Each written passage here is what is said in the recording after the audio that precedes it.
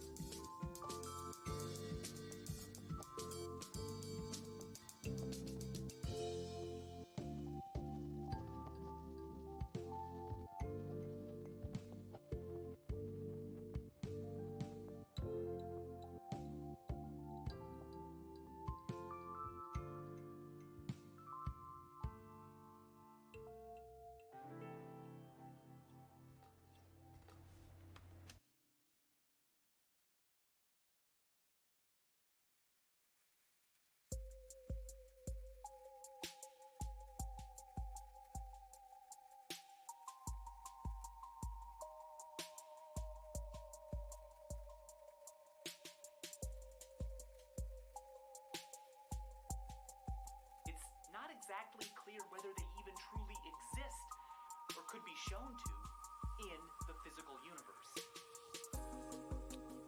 If they do, if one day physics finds a use for them, that's great. But if not, that's great too.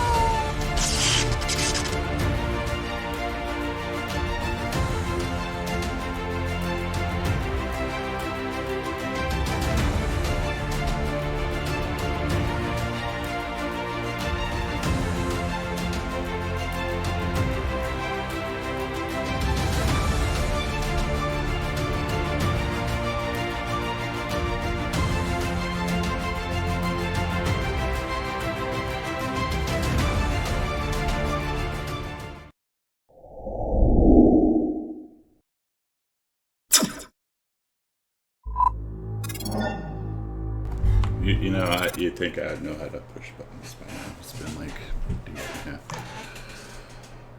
a half. And we're live.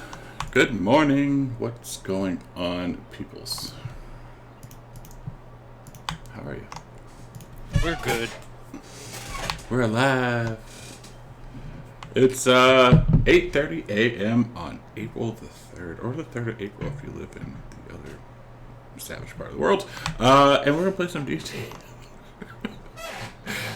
Odyssey of the Dragonlords, session 16. They are back in Estoria after some fun little encounters last week. But we'll do some introductions, do a recap, and then get going. So let's do our intros. First, Mr. Nicodemus.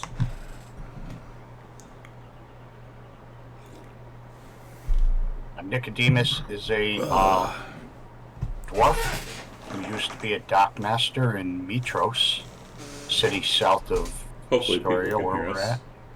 Yeah. He has medium red length hair. His face is tanned and wrinkled from the sun. After losing his family, he went into seclusion in the Old Wood, and there the druids took pity upon him and trained him. He gained strength in the old ways and power of wild shape. The druids help him forge a beautiful scale mail armor made of a sacred petrified wood.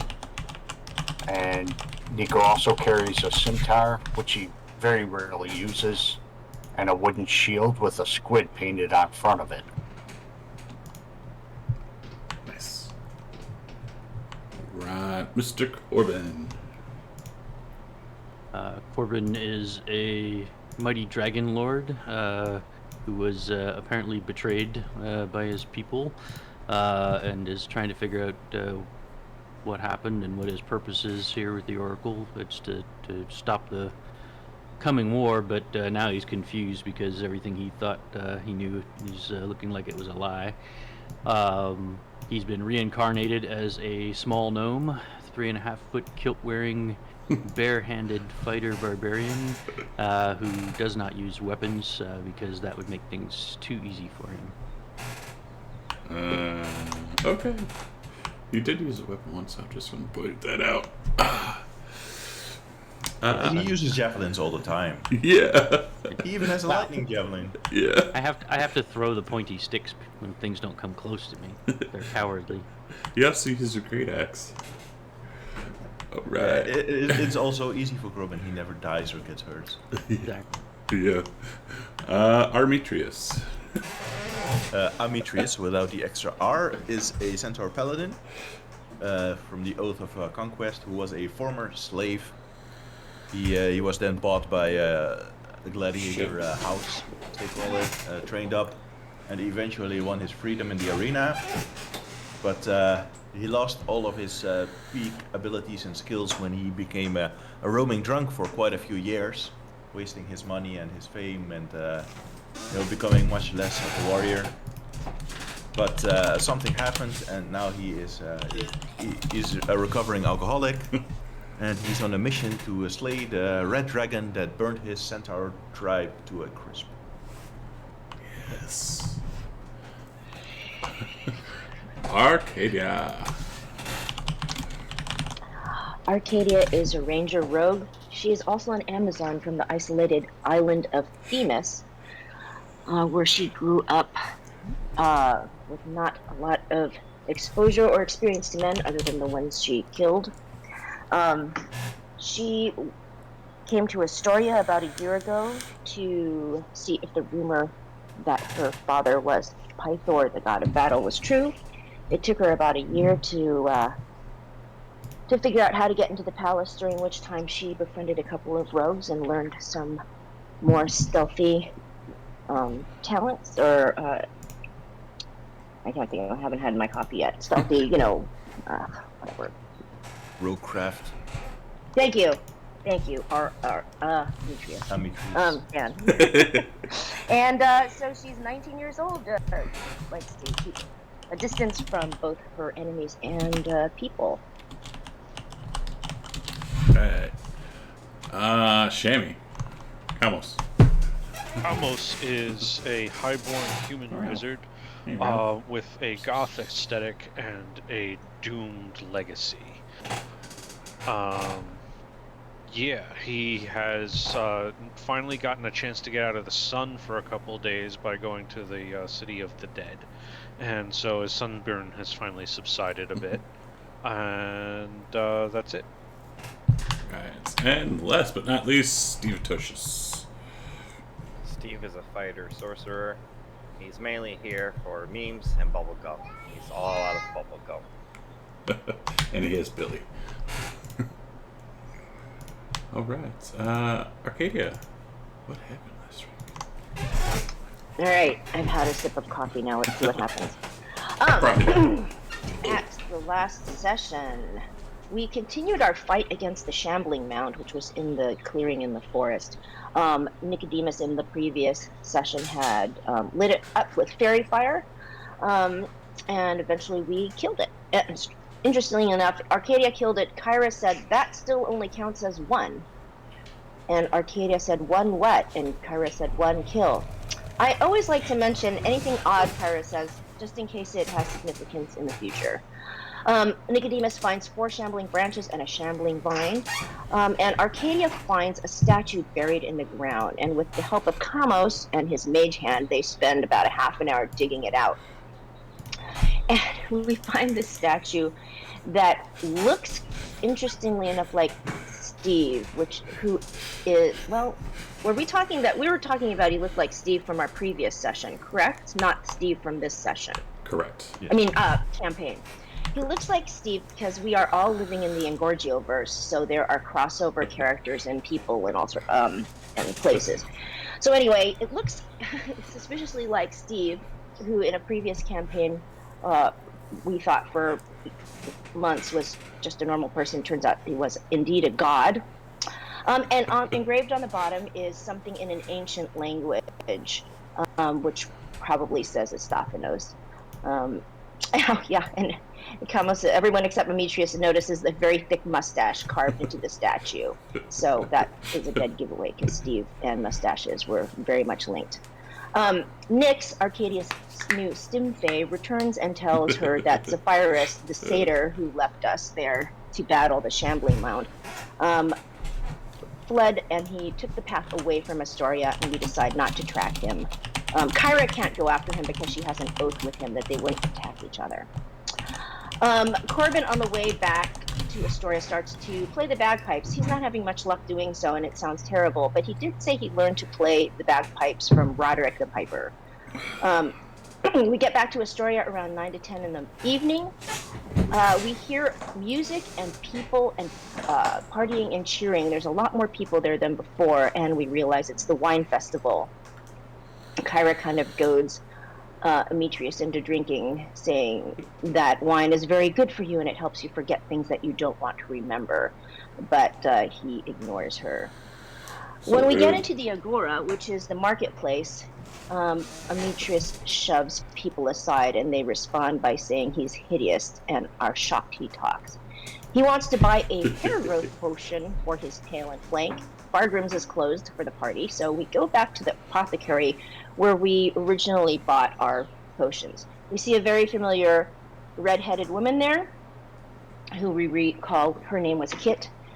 She says she can sell it to him. At first he doesn't want to pay, and she offers to barter. Apparently a gnome with a foot as a staff owes her money because he's a gambler, and we realize it's Fargrim, and he's too powerful, so Demetrius ends up paying the full amount. While Corbin actually comes up and he wants Kit to make him a rope of climbing because he realizes one of the secret ingredients is tufts of centaur hair, which are apparently quite I was waiting for that plentiful one. with our party. While he's getting the money, Arcadia asks him what happened to the gems that were in the chest in Demetria's bedroom. That was way back when we fought the giant. Well, we won't talk of the goatlings. We suggests that we all share in the loot equally moving forward. And you can tell by the way Corbin acts that he doesn't really care about loot, and neither does Arcadia, but she needs it for the things she wants to buy. In the meantime, Camos releases Klaus from being his indentured servant. He finds out he is homeless and gives him 50 silver pieces. Klaus turns bright red and says, "Master has given Klaus silver. Master has freed me." And so Demetrius interjects and says, "Let me be very frank. If anyone here takes a slave, I'll beat the shit out of him," meaning the person, not the slave.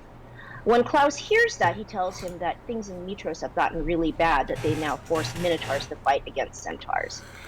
Demetrius turns to Arcadia and says it's not just monsters there he once fought alongside an Amazon. But he's not exactly sure if she was a real Amazon or if they just called a woman warrior the Amazon. Klaus, when he hears the word Amazon, talks about the rumor that they have the strength of 10 bulls, and he wants to meet one. Corbin blames this rumor on the stage play Zena. Next, Demetrius goes to find a bathhouse, but there's a party going on in there. Nude people are spilling out, and the whole place reeks of booze. He decides to go back to the palace, runs into Honora disguised as Casey, and she tries to get him to join her and her friends, but he declines. And then he tells her, very excitedly, that he met Sidon, and in true teenage attitude, she says, whatever. Whatever. Corbin, Camos, Nicodemus, Arcadia, Kyra go to the Dragon's Tooth, the bar. Corbin wants to tell Arcadia about the Dragonlords. Apparently they started off in Waterdeep, in the Waterdeep Wrestling Federation. And he mentions a bunch of friends, and at this point there was a comment about this possibly banning us from Twitch, which I don't understand, so I don't want to say the words because I don't want to get us in trouble. I don't know what that is. Is that like playing pussy? Music? Is it pussy? No. Is it pussy? No. There's certain things you can and can't like do. It's just like some kind of music. It's like the music stuff? Sort of, yeah. Or potentially. Okay. It's very clever puns on known wrestlers that Corbin has studied from. I'll just leave it at that. Basically, he's got a lot of skills from different people who have very similar names to famous worldwide wrestling federation people that we would know anyway. Well, I don't know. So Kyra can't be seen in the Dragon's Tooth. So Arcadia wants to go ask her questions and she gets up to leave. Corbin goes to grab Arcadia and drag her back in to have some drinks. At this point, when he puts his hand on Arcadia, a large man stands up, puts his hand on Corbin's chest, and tells him not to touch the lady. And he says consent is important. They get into a little bit of an argument, Corbin implying that from his viewpoint, this large man is not so large at all. And he asks if he wants to have an exhibition in the bar. The bouncer whispers to him he might not want to fight the people's champion. Now, as soon as Arcadia feels someone's hand on her, she, in a natural reflex, just twists her arm around to release the grip and almost raises her hand in a fist. But she looks at the man and she recognizes him as Heracles. So she looks at Corbin and asks him, says it's probably not a good idea to mess with him. And she does say to Heracles, she thanks him for standing to defend her and says, well, if she wanted to, she could kick his ass herself. Not Heracles, but Corbin's. And so he asks her name. She says she is Arcadia Themis, and what is yours? He says, Heracles. And then he's heard the rumor of that, he just knows that she can handle herself. Next, you see the tiniest glimmer of perhaps being smitten flash across Arcadia's face until she sees Heracles leave and a bunch of fangirls follow him, and then the spell wears off very quickly. Camos is now used to being amongst the unwashed masses, but doesn't really know what to talk to them about. He eventually asks some people about Demetra. He sees groups of old school friends. One group knows a rumor about him, and they kind of avoid him. avoid his gaze. The second group asks him how much he's been drinking because he's describing a green woman. He says he's been watching too much of a famous science fiction show that we watch, where a captain on a 5-year journey exploring brave new worlds meets a lot of green women. And the people there say, oh, it's like going to Themis. They've heard the women there are green and are 6 feet tall and are stronger than 10 men, but hell of a lover. No, I was using my oracle skills to prognosticate the return of Spelljammer. Yes. Now, the reason why I'm saying this is actually I should have started this off. This whole session should have been like the subtitle. It's session, on the road again. Subtitled, oh my God, Corbin almost died twice, like perma died, and subtitled that, don't believe the rumors that you've heard about Amazons. Okay, moving on. Let's see. Arcadia asked Kyra about the two tombs that she was unable to answer. She didn't answer them about because she was busy sitting at Ryzen's tomb. We found out that Ryzen's son, Cosmo Phobos, after Xander died, he took over as the Dragonlords leader because they promote from within. And he was also a great warrior, which is why Xander's dragon, Balmitra, swore herself to him. And he was known as a great leader, not as great as Xander, though. And true, Adonis was just a pretty boy.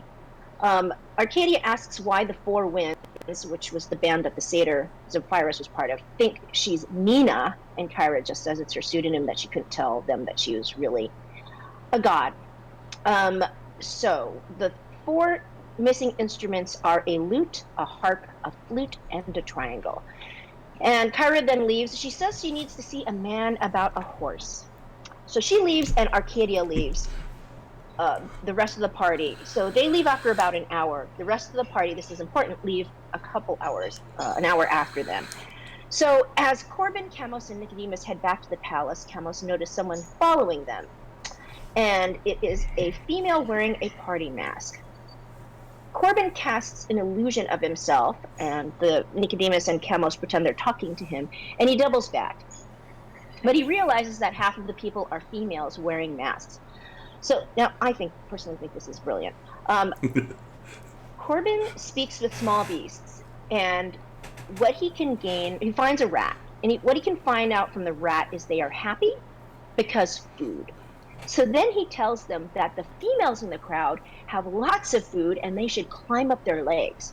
And after about 10 seconds, he hears screaming. And he looks around to see if someone is not reacting the way a normal, I should say a typical female would act if a rat were climbing up her leg. He sees one 15 feet away from his friends not reacting and continuously walking straight. And he tries to sneak up on her, but she just turns around and looks at him and says, "You can give it up." He asks her why she's following them. She won't tell him. And she asks, now, where is the one you call Arcadia? And Corbin says, that's for me to know and not your business. So then she pulls a weapon that looks very similar to what Arcadia has used, which is a coppice, and puts it up to his throat. And Corbin remains very calm and says, I have seen Arcadia with one of these before. Are you a friend of hers or not? And the person just responds, where is she? And he responds, answer my question. And at this point, she presses the coppice against his throat. And he says, I can tell you this, if you attempt to harm me, she would not be happy. And the person laughs slowly and says, yeah, are you sure about that? And he said, yes. And he says, well, it's funny because I know a thing or two about her you don't know. Camos and Nicodemus notice this happening, and Camos successfully casts Hold Person. So Corbin starts to grab the person and drag her over to the party as if they're walking, but suddenly 2 more blades appear. Corbin asks, ladies, are you friends of Arcadia as well? And one of the women says, answer her question, where is she? And Corbin says, a question for a question. This woman says, you are in no room to negotiate here. We don't care about your life. I'll kill you right where you stand. We don't care. We want Arcadia. And at this point, Nicodemus says, go fuck yourself. And Portia says, are you sure? And he does. And so the two women throw back their cloaks, and they are in full Amagon regalia. Corbin says, Zena! Look at Zena! She's come to perform for us. Let's do the battle cry. So, one of the women takes Corbin down, and Nicodemus casts healing word on him and hits the frozen person with primal savagery. At this point, Corbin stands up and says, "This is a mistake. Arcadia has just left us. She's gone on her way back to the palace." And this upsets Nicodemus because he has just stood up for Arcadia and Corbin. And he doesn't care that they're Amazons, although Corbin thinks they're friends. Corbin says, please stop fighting. Do you agree? But at this point, the women are not having it, and they're saying, nah, now that got your ass kicked and you're willing to talk, I think you men need to be taught a lesson. He tries to shove one of the women and is unsuccessful. She's very angry. And at one point, Corbin disengages, takes a tactical retreat. The Amazon follows him around the corner. And because he has pissed her off, she not only takes him down, but then she strikes him down while he's unconscious. And for those of you who are not familiar with D&D mechanics, when you are struck down while you're unconscious, that basically gives you 2 death save failures, which means if you fail on a next death saving throw, you are permanently killed. This is what makes this such a tense session. At some point, a little bit later, Nicodemus tries to stop. He said, you got what you wanted. You beat Corbin up. You know where Arcadia is. The guards are on their way. The women are saying, no, we just wanted to some information. You decided to be assholes. You men need to be taught a lesson. And Nicodemus responds, maybe you shouldn't get information at the tip of a knife. And they said, maybe you guys need to learn some manners when talking to your betters. Nicodemus explains, I'm an asshole. What can I say? That has no reaction from the women. Except, are all men the same between their species? I swear. And then Nicodemus says, all right, you give me no choice. It turns into a brown bear. At some point during this battle, Stimfe comes and talks to one of the Amazons, and she runs off to the east. Eventually, the second one runs off, and the frozen one unfreezes. And at this point, it looks like Camos and Nicodemus are going to leave poor Corbin, who, by the way, he rolls a death saving throw, and it is a 12. So he could have died right then, but he didn't. Camos casts Tasha's hideous laughter on the originally frozen person. He runs to Corbin, but he has used his spell action, so he can't do anything except look at Corbin. And here's where the other really exciting thing happens. We go to a next round, and the order in which we act is randomly generated by the computer. And through sheer luck, Camos gets to go before Corbin, because if it were reversed, Corbin would have had to throw another death saving throw and could quite easily have perma-died. But Camos gets the turn order first. Luckily, when they were in the apothecary, he decided to buy a potion of healing, which he then shoves down Corbin's throat, reviving him. The last previously frozen Amazon looks at them and says, tell your friend Ileana says hello. And the party returns to the palace. We take a long rest. It is now the morning of Thursday, day 14, 2 days before Honora is set to be sacrificed. Yes. Once again, great job. That was a fun last week. So before we get anything going, Amitrius, when you wake up, you're currently in like a stall, right? I think they had centaur-capable rooms in the King's Palace. Or... Yes. Yeah, I would be in a centaur-capable room. All right. So once you're waking up, you're moving around. You see, like out of the corner of your eye, like a card deck. And if you want to roll on that table. I'll walk over to the deck and I'm like, this is a gift for me, and I'll open the deck and I'll pull out the following card. Ooh. It's a fool Oh my card. god. Oh no! Alright, so you gain a permanent physical attribute. DM decides how this trait affects player interaction with NPC. Roll a d6. Give me a 10. Oh god, at least it can be reversed.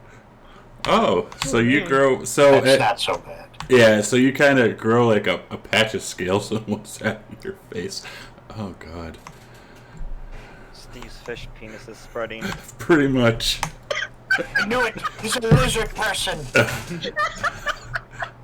As that is part of the deck of minor things that you can buy from Twitch chat. Oh, are you gonna share who bought it? Oh, Dan bought it for himself. Oh, okay. Yeah. So it's your own damn fault. Yes. It's your own damn fault. Your own Dan fault. So now you have a patch of scales. And they're fish scales. So they molt and all that crap. Oh yeah. Nasty. Do they smell? Let's find out. Oh, it smells. 51 and above, yes. 1 to 50, no. Oh yeah, they smell. Oh no. So now he's a fishy boy. So he's a centaur, so he's a half human, half horse, part fish. Nasty. You did it to yourself, my friend. But alright, so yeah, the next day comes and you guys start waking up. We're gonna have at it. If you want, I'm assuming you like meeting up and having some brekkie or whatever.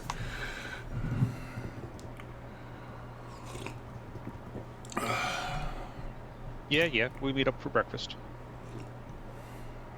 Are they serving fish for breakfast? They are not, but you do get.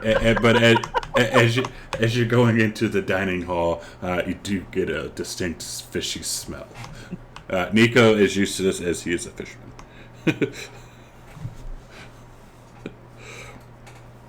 I'm sorry, Nick. What was that?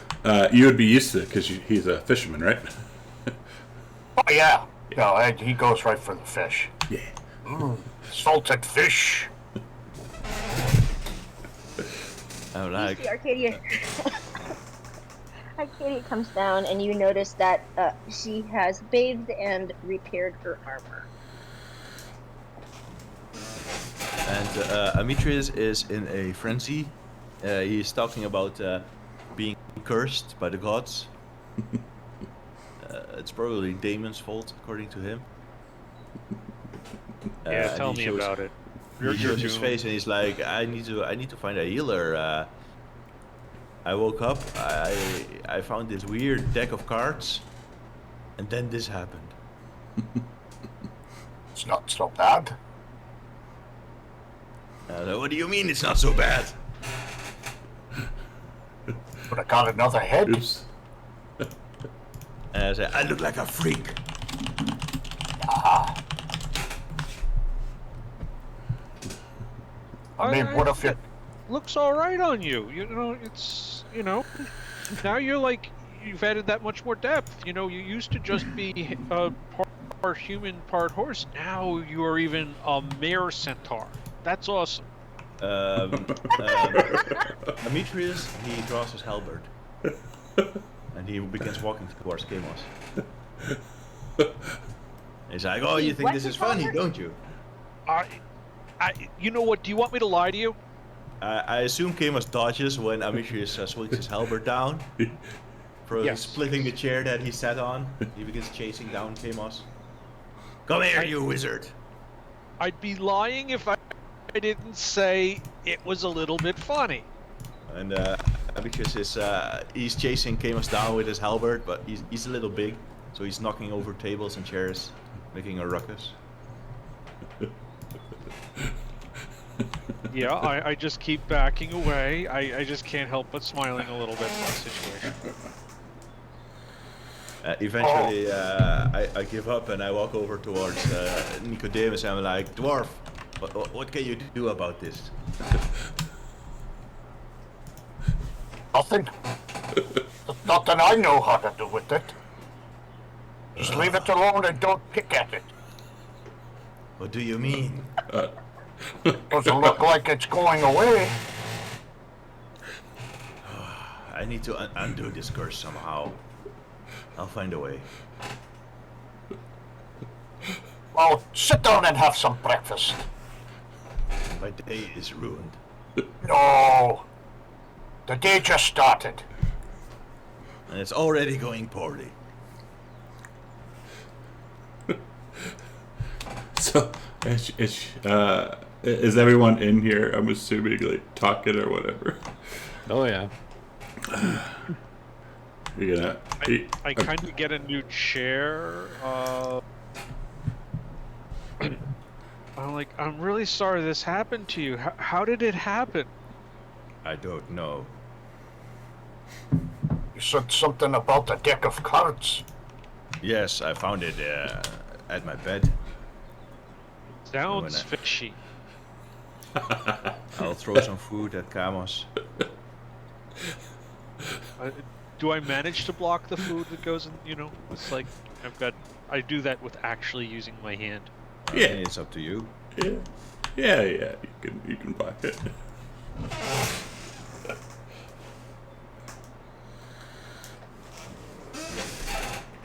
I'll say it's probably Arcadia. that Kyra's fault. She and her pranks. Maybe it's from all the drinking. Somebody did it to you. Corbin will. I haven't drank anything. No, I'm saying like when you're sleeping, someone drunk came in and did it to you. Oh, speaking of last night, Acadia, I think you have some admirers. And she We just got- looks up at you. I we think you got- should take the R. I think you should take the R from Armetrius and put it in Arcadia. Arr. All right, Arcadia. Yes, it's. Do they have coffee in ancient Greece? Because I'm really bad at things. I do believe so. Anyway, so, can we find our way to the Roman Empire? I'm pretty sure they knew how to grind beans. But anyway, you have some admirers not. that wanted to know if you were in town last night, and, they were pretty badass.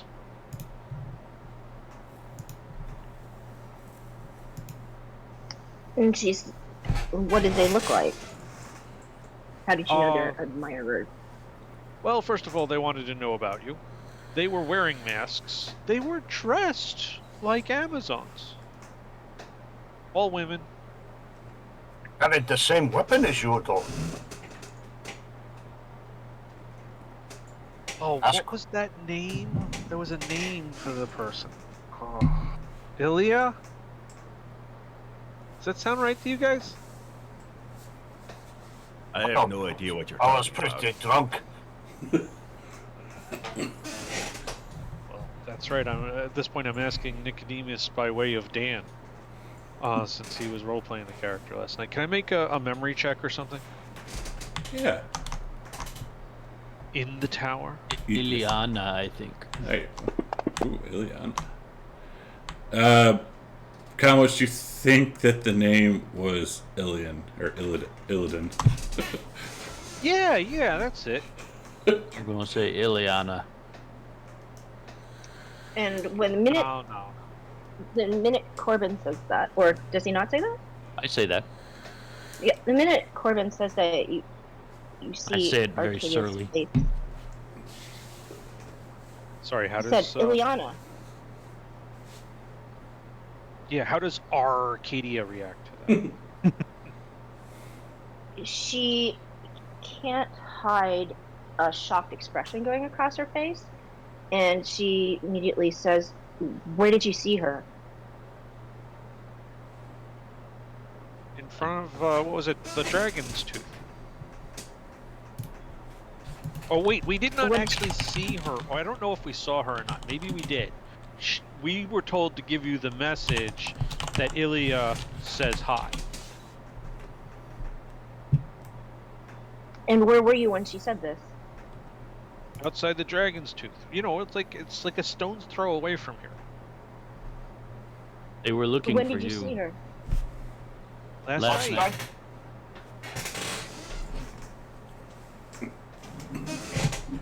Oh. See, Guys, She an old friend of we yours? have what, a day until this princess girl gets sacrificed? it's 2 days. 2 days? Including the one last night? And it's day 14, so 2 days from from this evening. Because I Let's go think check she'll out those be. mines. I don't think we have enough time for that. Why not? We go Because in. it takes 2.5 days to travel there. Yeah, we'd miss it. Is there nothing going on in town? We need to go to You see- Vulcan to get these weapons repaired. Alright, let's go do that. You see Arcadia get up abruptly, and she walks out of the palace. She's going to walk out of the palace. I'm going to take a tablecloth. I'm going to cut it into a nice long piece. I'm going to wrap it around my face. Well, so Arcadia, as you're getting up to leave, see a short guy, and he's carrying like a big bouquet of like purple flowers, and he kind of has like a helm on that has kind of like some wings on it, and he has like shoes on that or sandals on that also have some wings on it, and he comes in and he's like, "Do we have a Arcadia around here? Arcadia?" Yeah, Well, you got the R right. Arcturus. She turns around and looks, and she says, "What do you want?" These are for you.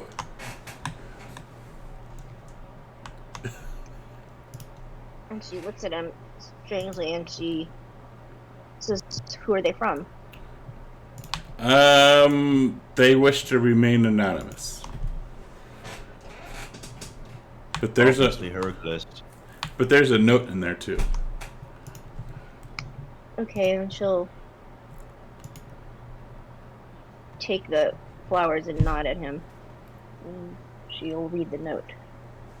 And opening the note, you see in like very beautiful, like elaborate penmanship, saying, "Thanks for. It was a very nice pleasure meeting you last night." Oh. And the messenger kind of looks at you, and he and he kind of holds out his hand a little bit. I think he wants a high Takes five. her. She looks at Kamos and like she like puts her hand out and like slaps it because she's thought, what? And then he kind of like rubs his fingers together. There is He's some cold. kind of tradition that I you know.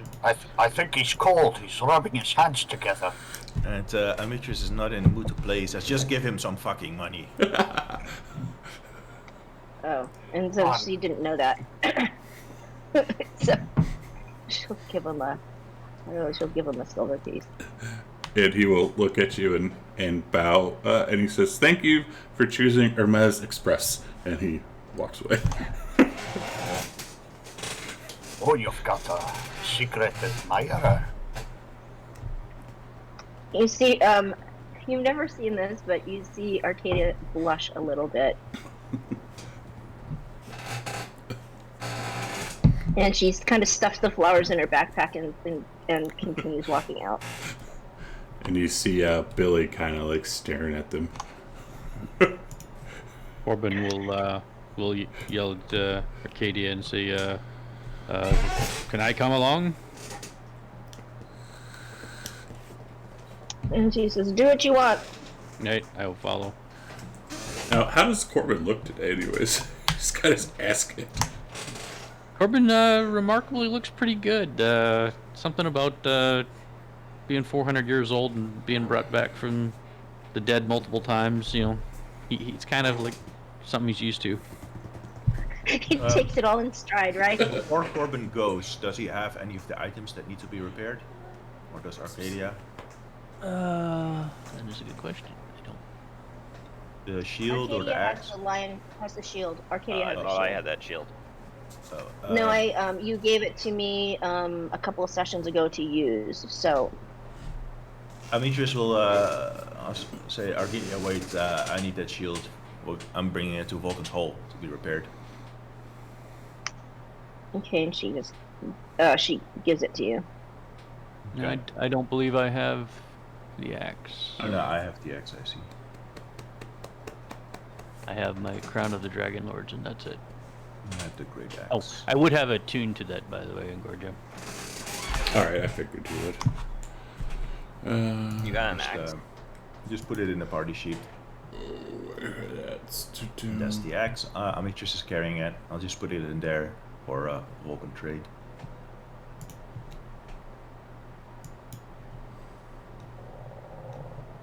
I'll say, don't start any trouble without me. Rough.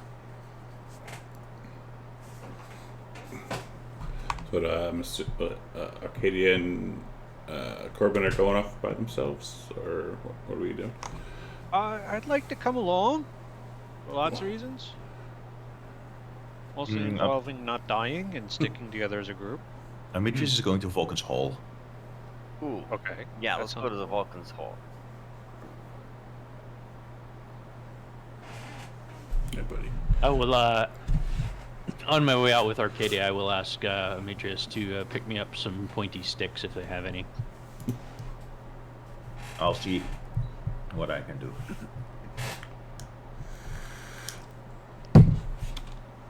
Alrighty. No, I'll guess I'll head. I gotta head to Vulcan's Hall too. Alright. So Corbin. Am I even or right not Corbin. behind there, or am I somewhere else? I don't. I would have. Yeah, you guys were all together. So Steve, Kamos, Mitris, Nico all going to Vulcan's Hall. Yeah. Yeah. Right. Oops, not that one. Alright. Okay. So yeah, the four of yous make your way over there.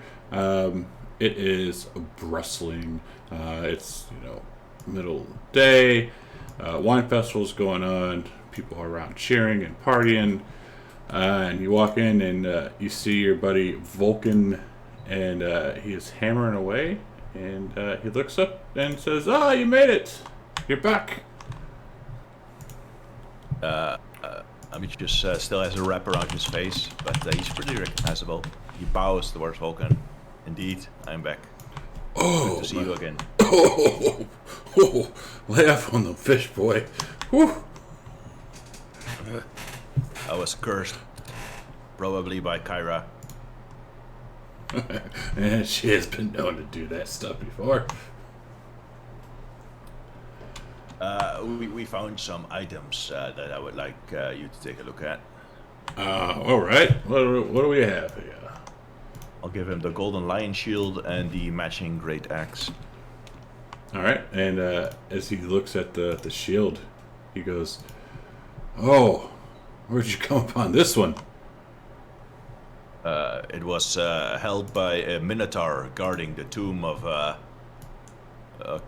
Corbin's buddy. Not sure what his name was. The Minotaur. Well, and he kind of rubs his hand over it. He's like, "Well, I think I can fix it if I had my forge working." I also have a broken bronze shield I'd like to try and give him. All right, and pull it. Oh yeah, you did have that one with what's his name on it?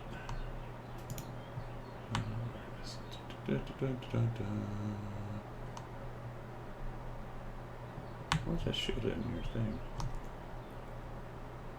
Oh, broken bronze shield. Cool. So yeah, he also looks at it and he asks, "Where'd you get this one? I remember making this a long time ago." I got it off some dead guy. Nice. Well, this one's actually fairly easy to repair. You leave it here with me for about a week. I can fix it up for you for A week? Do you have any idea how long my days are? A week is like 4 years for me, man. But my friend, you understand that, I do have a lot going on, and you are not my only customer.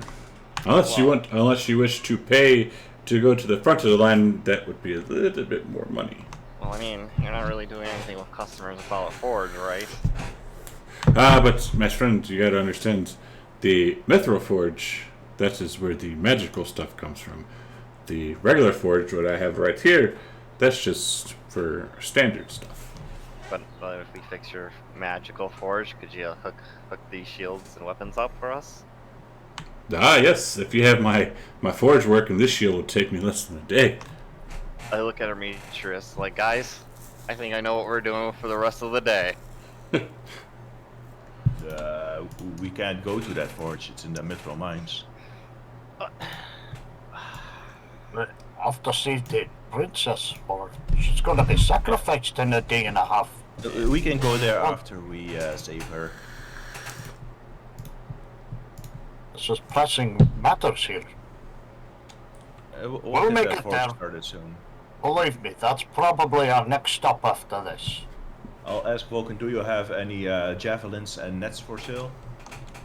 Javelins, yes, I do. Nets, I don't really carry nets. We dwarfs kind of get tripped up in them a lot. Do you have 17 javelins for me? How much is that? Oh, 17 javelins. What the hell do you 17, think I am? 17. An armory? Oh. 17.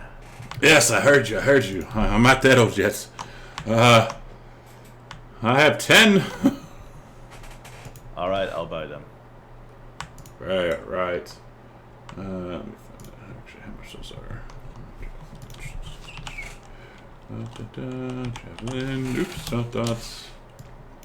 And then we need to do one more thing.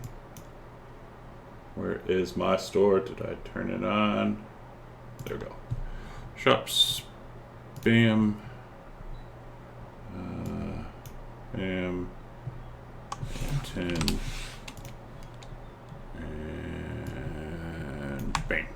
Alright. You should have that shop, yes? Yes.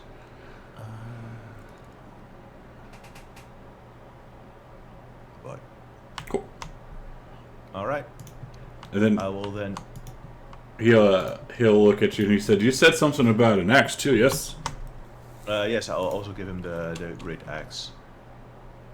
Alright, and as he takes it, his eyes kind of light up, and he rubs like the hilt and says in Dwarvish, "Nice to see you again, my old friend." And he looks up and says, "I can definitely fix this, but again, I need my forge relit." I'll say you can hold on to these items until we have restarted your forge, if you like. Okay, happily. Or actually, wasn't Arcadia using? Yeah, you just hold on to them. We'll get that forge started soon enough. I'm just going to leave those in party sheet because I'll lose it. Do you know where I might be able to find a healer that knows about curses and such in this town?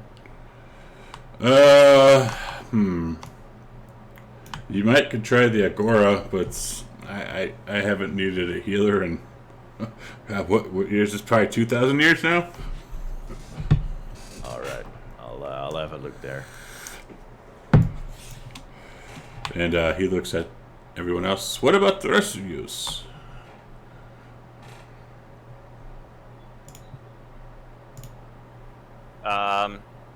I need this shield fixed, and other than that, what's going on with the festival in town?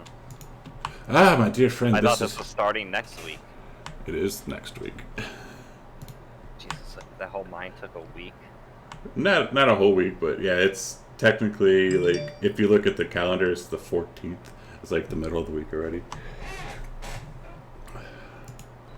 He'll say, this is the wine festival. People from all over the world come here, descend here for a week and bring all kinds of wine. And the next week, we will have the Festival of the Little Hills, where we will have plays. Nice. Come on, guys, let's go celebrate with the festivities. And he's going to ask, are you to lead the shield with me, or are you going to come back once you get the forge? I mean, it's broken here. You can keep it. I just drop it. Okay. All right, guys, we'll be back. Need no weapons or armor today. Do you have it? Like, does he have anything for sale? Magical weapons? Magical, no. No, well, yeah, no, it looks like, I just look around like, actually all of this kind of looks really generic and plain, like,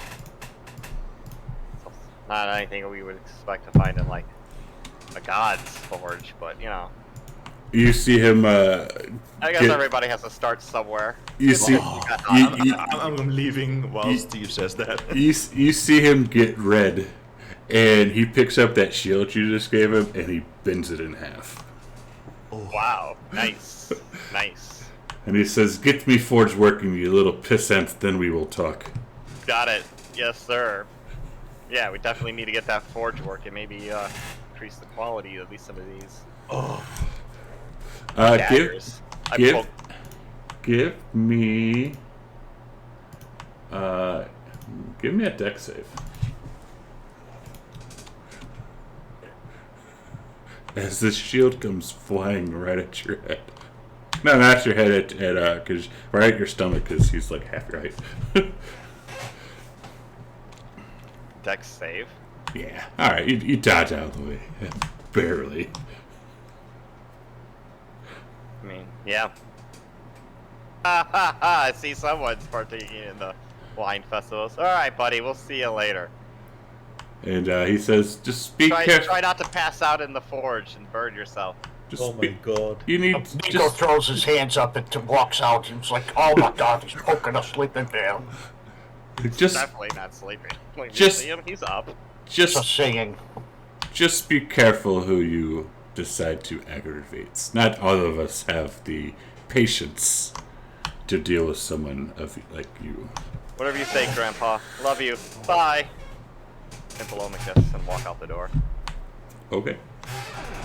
Let me make a note. Give me a second. I need to make a note. Uncle. He's such a great guy, isn't he? Oh, he's so silly. Yeah, You should leave watch and, it. he just says, I turned into. You should watch the bear comment. He's really sensitive about his back hair. Good. just treat that man with some respect. He's offering us help. Yeah, I know. Grandpa? Yeah, he's a great guy. Just gotta get his forge working. Are you kidding me? I remember when we were kids. Uncle Grandpa used to come on down to the temple, toss us around on his knees. It's great times. Great times.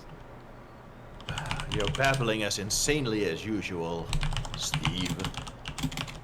Excuse me, this was between me and Billy. And you notice, like, I've actually been, like, talking to him the whole time. You were saying all that to your pet, Well, yeah, who else was I talking to? Vulcan? Who? You're insane. Yes. Why couldn't they curse you instead of me? Okay. Yeah. Okay, let's piss off a cat. Cool. Okay. Just apologize to Vulcan next time you see him. I don't want him as an enemy. So This Vulcan guy, you mean the guy with the back hair? He threw his shield at me. He That's should because apologize to me. I'm a customer. you insulted his craft and he's the god of forging. I mean, if he's a god of forging, wouldn't you expect better stuff than like a regular +0 dagger? Look at this. He's crafted some of the greatest artifacts in this world. Was any of that on display there? Well, that's because his forge is Oh, somewhere else. some god. So the god of the forge doesn't have his forge that he's the god of. I get your point, but that doesn't mean Got he's it. not a skilled craftsman. You don't have to insult the man in his own workspace. Who ins- Listen, if you piss Vulcan off, I'm taking Vulcan's side. Yes. I say we go check out this festival. What do you guys say? I need to find a healer. Probably some at. I bet you they have a med tent at the festival.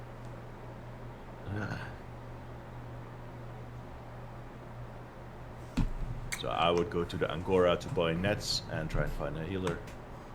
Alright, so let's skip over to Corbin and Arcadia. What do you guys do as Arcadia storms off in a huff? So Arcadia is walking swiftly towards the dragon's tooth, and as Corbin catches up to her, she says, "Where did you see Ileana?" I was right here by the entrance to the courtyard. This is the last time I saw her. And she stops and she makes a kind of a bird call, which is a little incongruous in the city, but there are trees around. And she makes kind of a bird call, and she stands there and listens. Corbin will try to make the same sound in his bagpipes. She puts her hand on his to stop him. Did she hear anything in response? And you can look that she's listening. You can see that she's listening. Give me a since this is A, middle afternoon, and B, it's a festival. Give me a perception with disadvantage in the tower.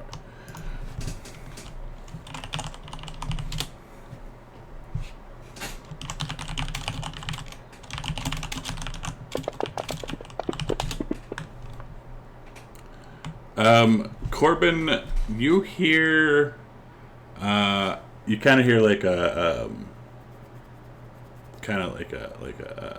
what's that word? Like a little buzzing in your ear, and as you pick at it, you realize that it's just earwax.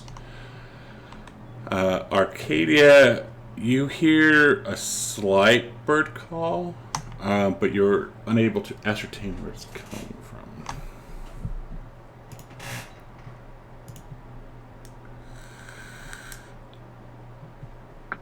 Okay.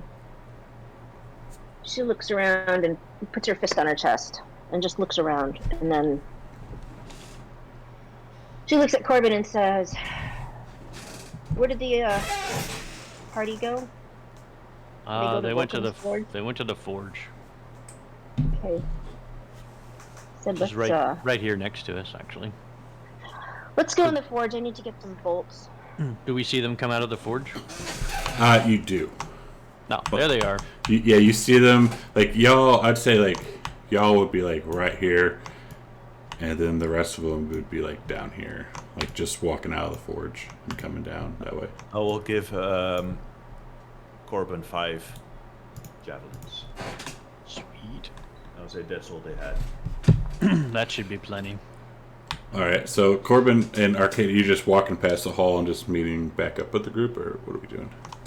Arcadia needs to go in and see if he has bolts for sale. I guess I'll swing in there with her. Alright, so I'll as say, okay. be warned, Steve just insulted Vulcan gravely. What? Who is this Vulcan here? What are you talking about? I did not insult my grandpa. He's a great man, great craftsman. So Very strong. Arcadia Did you glares see at how Steve. he bent that shield and then threw it at my head? I mean, granted, his eyes are really bad for all the years of drinking. Arcadia looks at him and says, "I'm sure you deserved it," and walks into the hall. Oh, I'm sure I did. Probably because he's a man.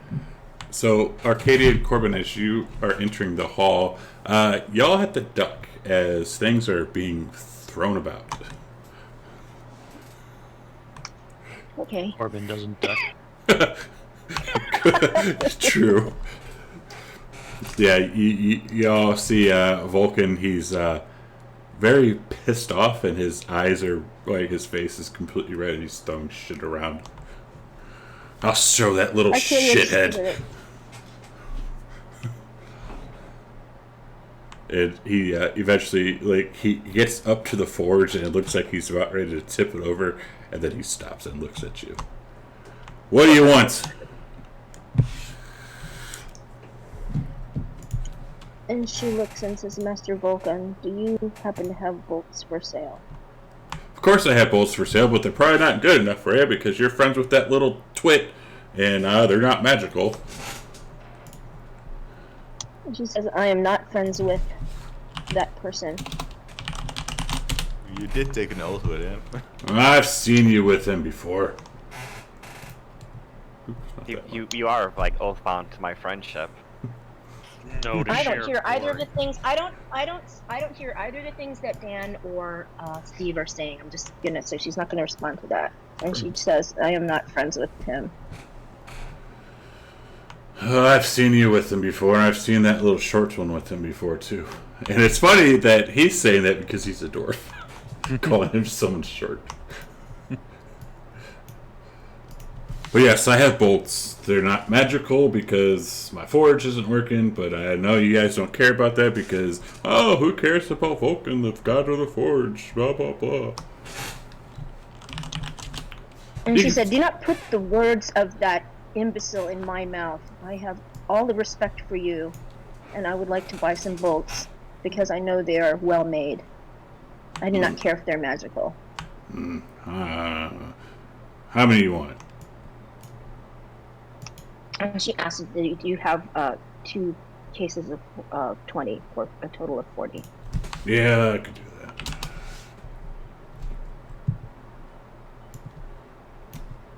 Man, you should have that shit. Okay. Anything else? I would like to buy 2 more javelins if you have them. Now the fish horse thing, whatever it is, he bought them all. Oh, all right. I guess I'll have to make do with what I have then. They're in the party sheet, by the way, for you.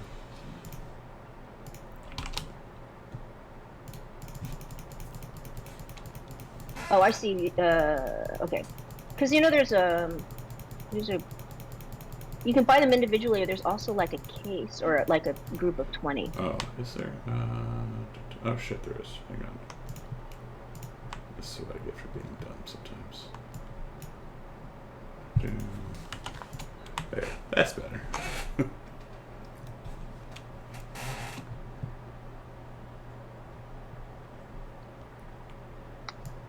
Great, thank you.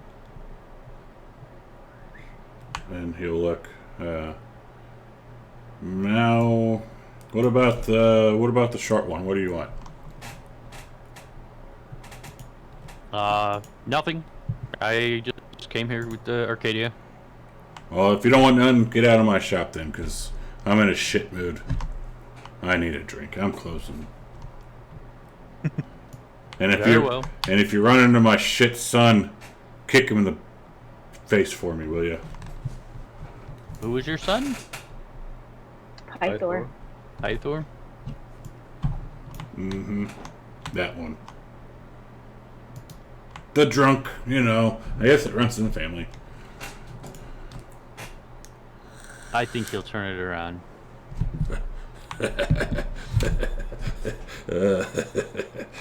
Sure, he's gonna turn it around. Mm-hmm. I have faith in your son and in you. I remember the old days. The old days. The days of glory and battle. I miss those days. Anyways, what do you... wait, no, you don't want none else. Get out of my damn shop. Hey, I'll follow Arcadia out of there. Oh, sit here. What the heck did Steve Osius do? And Sounds she like I says to lit him, a I'm fire in his forge. And she says, I'm sure that he just acted like he normally does.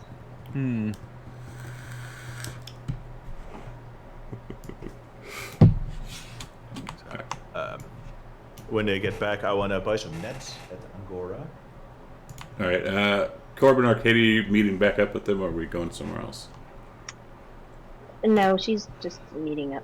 She did what she needed to do. All right. I want to buy 3 nets. Throwing nets. All right, 3 nets, and let's do this thing.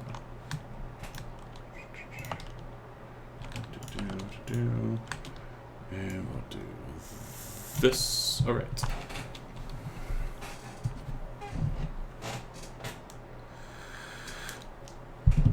these things are expensive.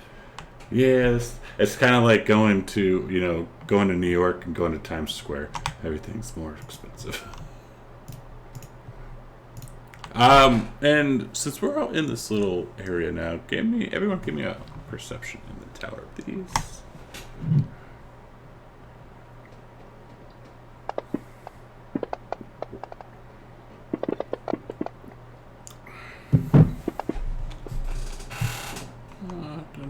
Oh, perfect. So,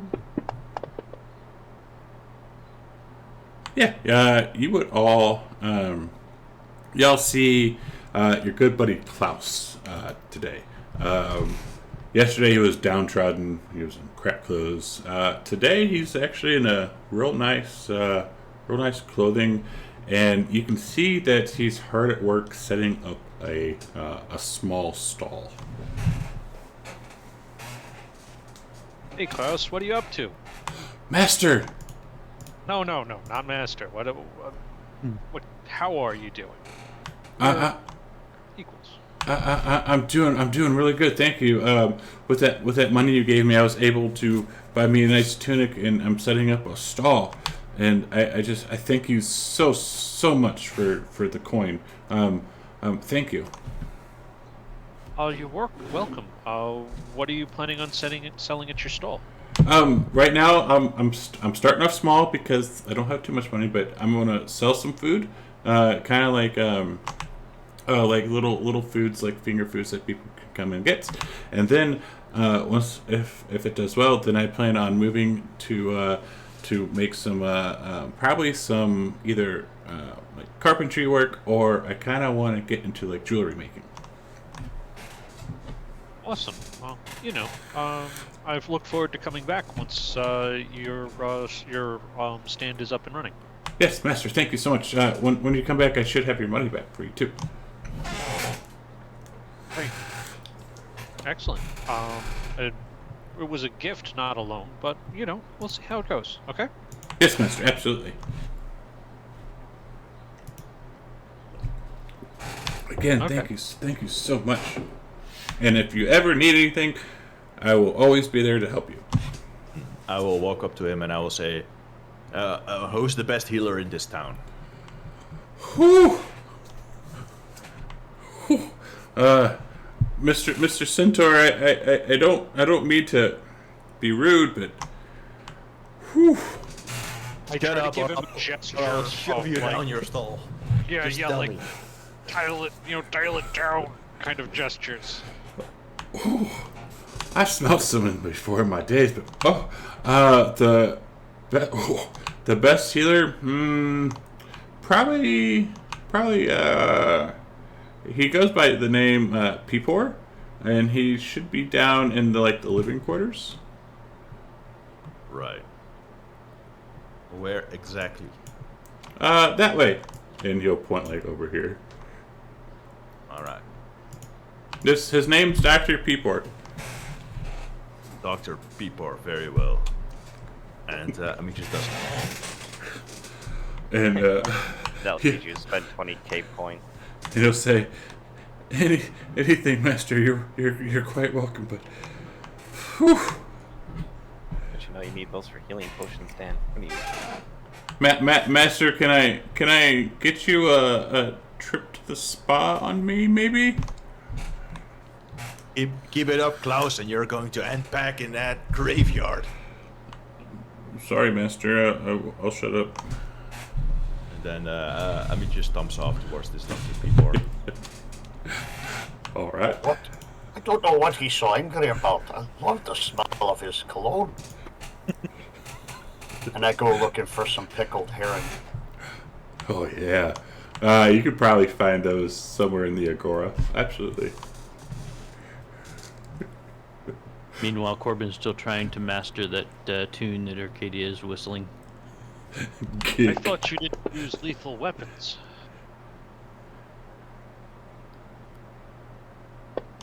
Who you saying that to? Me? Yeah. The man who's creating an assault on my ears. Well, this time, as he pulls the bagpipes out, He actually does a very nice. It kind of sounds like a songbird a little bit. Bagpipes. Like songbird coming out of a bagpipe. Okay. Which is surprising because he must have been practicing this a lot. I got nothing.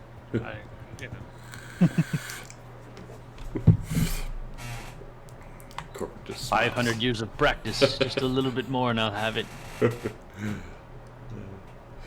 And you see a guy coming around. Cat's meat, hot wine. Cat's meat, hot wine. Would you like some cat's meat, sir? Did he say cat meat? Yes. I'm good. No thanks. Suit yourself.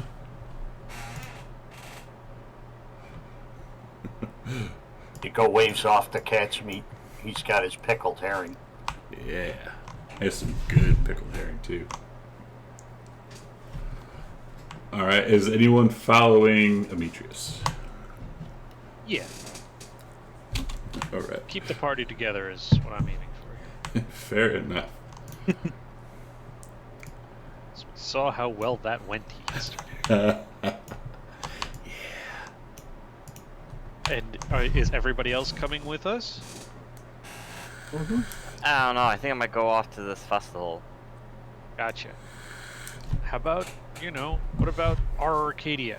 Yeah, she's going along. Yep, Corbin will follow Good. along too. Do you guys want to go get drunk instead? Let him have some privacy with his pap smear. Oh, there'll be plenty of time for that. Come along, Steve Ocious. Bring Billy. He likes fish. Yes, Billy keeps sniffing you inappropriately. You're getting way too close to Demetrius. Alright. So you come up, you're coming around, and you do see kind of, it's not the best looking house in the world, but it's not the worst in this place. And you see a sign that says Dr. Peeper. Walk-ins welcome. I will walk in. As he's walking in, Corbin will say, I think I've changed my mind. I don't really want to ride anymore. Demetrius, actually, you are not able to fit. What? Does he bounce off the door frame? Yeah, well, it's like a small. It's not like it's not big enough to fit a horse or a centaur through, like the door. I will knock on the door frame. All I right, will yell, Dr. Peeper. And, What the fuck his name is. and a very young-looking man opens Is he up. only open 10 to 4? No, he's open. A very young man opens up the door and he stares up, and as he looks up, he kind of puts his hand over his mouth. Yes. Yes. Are you the doctor? I'm a doctor, yes. I've been cursed. I need help. You might want to see a veterinarian then. I will try to lean over and grab him by his scruff and lift him up. And as you pick him up, he kind of looks at you. Yes? I say, do you think this is funny? Well, just do me a favor. Just do you have a talk? I will beat the shit out of you. Oh my God! I will turn around and throw him into the courtyard. And as you go to toss him, so give me a strength. See how it goes. Athletics? Yeah, that works. Okay. Yeah, you do toss him, and he lands on the ground, and he comes back and he dusts himself off. I apologize, but what do you expect me to do? You asked if I was a doctor. I said yes. You said you're a curse. I said go see a veterinarian. Like, I can't deal with. I can deal with humans, but you are a half horse, and like I don't know what you want to do. I don't need help for my horse side, and I unwrap the cloth that I'm wearing around my head, and I show him the fish scales on my face. And say, I need help with this. You see him turn visibly green as he looks over and pukes. Wow, that's fascinating. What happened? I don't know. What kind of doctor are you that you treat your patients like this? Surely you have to see a lot worse things. Well, I've seen some things in my day, but never, you're like fish. Yes, I know this. What? Oh God. Let me. Do you mind if I Do I have your consent to touch it? Sure, whatever you need. I will lower myself on my haunches and let him lean over. So he'll pull out like a little knife and kind of like scrape at it a little bit, and he's like, "Give me a second. I need to go check this out." And I'll wait. A few minutes later, he comes back out and he's scratching his head. Well, I mean, I can give you some cream but I'm still kind of, I'm fresh out of school, so this kind of ailment I haven't really seen before. Do you know any magic? I know a little bit of magic. I can kind of if you're badly wounded, I can lay my hands on you and heal you up a little bit. But curing you of a cure the fish? thing or not? No. Okay, you cut it away. Should we burn the church? Can I? Well, I can cut it away, but I just checked it and it's still growing. So if I cut it away, it's going to come back. Right. What can be done then? Pray to whoever got you pissed off, and hopefully they will be kind and get rid of it. Do you know any skilled healers? Yeah, my father. He's also a doctor, but he lives over in Mirtros. So is there no licensed physician on this property? Just you? Some newbie fresh out of school? Well, I'm not a newbie, but I am a newbie, but you know, the kind of ailments that come through here aren't those kind of ailments. Usually, it's just sick stomach and Right. other stuff. Are you a cleric of somebody? I am. Of who? His name is Stephanos. He's from. Well, you guys probably wouldn't know who he is, but he's an old god. Probably not. Okay, so you're a minor god. Not sure a minor. He likes you. If he does, he doesn't give you the power to cure the sick. Well, if I continue my studies in him, of course he will. Keep telling yourself that. All right, guys. I don't think we're gonna find any help here. Well, if you make your way to Mirtros, look up for Dr. Thunder, and he will happily. He should be able to take care of it. Got it. Yes. They just stare at the guy for several seconds after he stops talking. And he stares right back at you. Okay.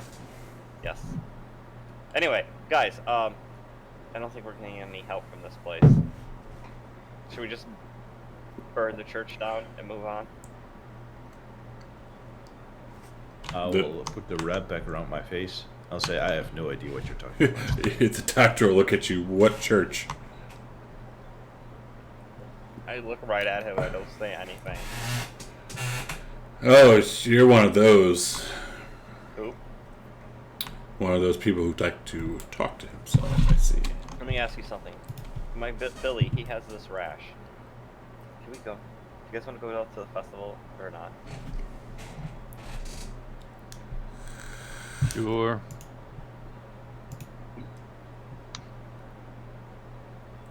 Arcadia says, I think we should make a plan of attack for these basilisks. I already suggested that we get antitoxins because they are poisonous. Yeah. Oh, I tried that last 3 weeks ago when we were in town. We weren't able to find anything. Actually, we got some antitoxins. We did? Yeah, it's right here in the Agora. I thought we weren't able to find anything. No, she was out of. We bought her out at the time. She might have more now. The other thing that Arcadia said is, I was going to talk about this over breakfast, but you should know that these things are deadly, and if we had a large mirror, that might be helpful. They only move, and I'm going to say this in game mechanics, but she would explain this. They have a movement rate of 20 feet. The danger zone is 30 feet, because if you're 30 feet and you see each other and you're not surprised, it can make you look at it. And if you fail your saving throw, you start to get paralyzed. And on your next turn, if you fail it again, then you are petrified and you're out until you can get a greater restoration spell. So it's a very small margin of error. Beyond 30 feet, you're safe. If you decide to avert your eyes, you can do that if you're not surprised, but then you basically can't look at it until your next turn, in which case you have to have a saving throw or avert your eyes again. There's one way that you can get it to gaze at itself as a rival. If you have a mirror within 30 feet and it looks at itself in bright light, and she says the drift globe could be useful for that, and also Steve's gem, and it may, if it sees itself, it can mistake itself for a rival, and then attack itself. Demetrius is. Can I use my natural illusionist to make a mirror?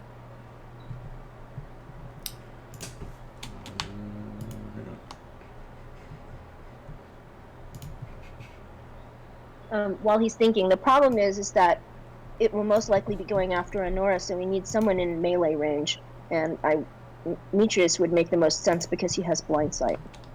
But then he would definitely want to take the antitoxin as a protection against poison.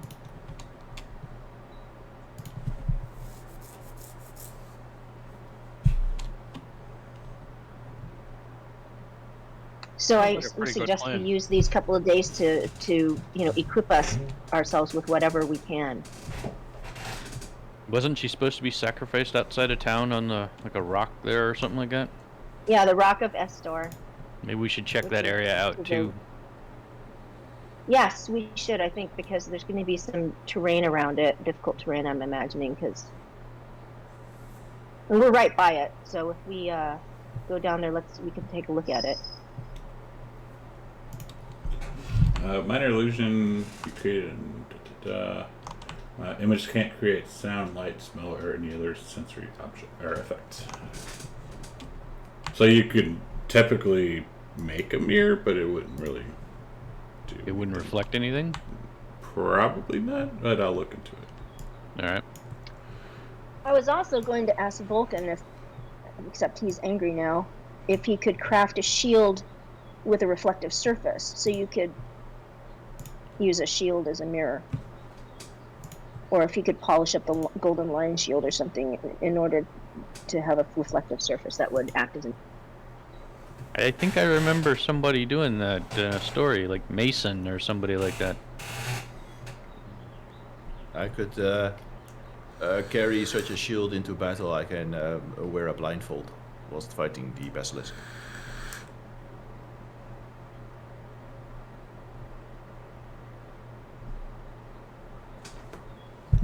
Okay, let's shop for that as well as a decent-sized mirror. I'm wondering if there are mirrors. Did I notice any mirrors in Pythor's palace that we could take that were like not hand mirrors? No. No, something more like a full-length mirror, but not. I don't know, 4 feet by 3 feet or something like that. Yeah, there's mirrors in y'all's rooms, like stand-up mirror, like a desk or like a dresser mirror. Ziggy. Let's steal the mirror. Ziggy. Hi, Ziggy. I mean, you could steal it, but given that we're doing it for saving one of his daughters, I think we might just be able to ask. The other thing we have to think about is, will there be Sidon's men surrounding that? It's not just the basilisks we had to fight. I mean, ideally, if we could create some sort of a circle around the basilisk, so the only place it could look would be to see itself in a mirror. We each held a mirror, but I'm not sure that would work. We just go searching for its cave? Yeah, how about why don't we just go kill them in their cave right now? You said it came from down by where the You want to just go kill Forge cave was. them? You just want to go to the cave and kill them right now? I think he I don't said they know. came from the north, but Yeah. those are the particular basilisks that are going to show up. That's the question. Are there only a couple of them? I hope so. Oh no, I'd be Oh. afraid we'd miss them because then we know they're coming here.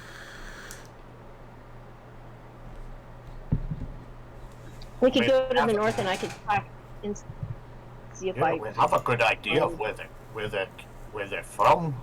Why not fight them there? Arcadia's point is that maybe maybe we'll go up in the road and they'll take the back way, and we miss them. Yeah.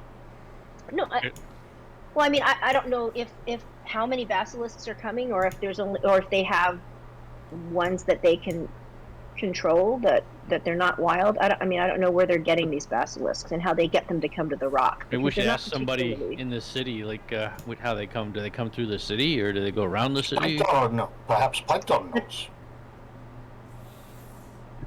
You see Arcadia groan, but she. I have no other answer. I'll say Pythor can't help us, and we can't tell him about this. He was bound by an oath. And Oh, that's right. We don't have to tell them what we're gonna do. We just ask where they come from. I bet our buddy, the city guard, knows. I mean, this is something that happens like We frequently. can ask So them too. everybody kind of should know, I would Yeah. imagine. well, yeah, just let's go to the south don't gate ask and ask. Pythor because he may be forced to stop us. Let's ask the guard. Why Okay. don't we just steal them from the hotel room since they're in there? Okay, fine. I asked. We need to ask the. Yep. So should Well, we? we can just take the mirrors and call it oracle business. Adopt it with care. It's just like the bathrobes. I've been taking those all along too. They're a bit long for you.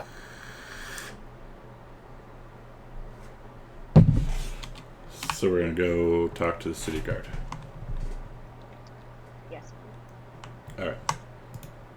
Making our way downtown to the gates. Okay, making your way to the gates. You see a couple of the guards, like looking at people, checking, like totes and crap. One looks up and they kind of look at you a little shocked and kind of hold up their hand, cover their nose, and say, "What can we do for you, lords and lady?"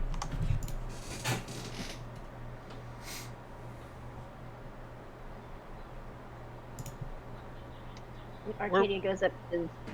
Okay. She sees Camo start to speak, and she'd rather have him. Hi, Bubba. So, we'd love to stop these basilisks. What can you tell us about them? Do they?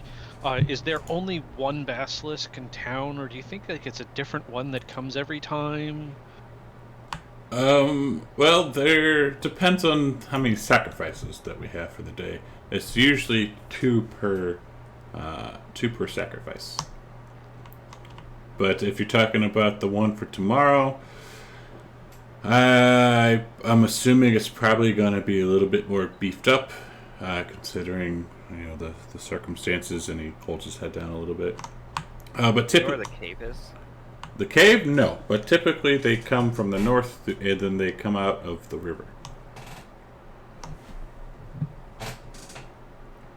And Arcadia Hi. says, "Are Sidons are there guards around the sacrifice, or is it just the basilisks? Are there people who are there to guarding?" Again, it just depends. Sometimes there'll be some armed guards across the river watching, making sure everything goes off without a hitch. And then sometimes we get some of his kind watching too. And he gestures towards Demetrius.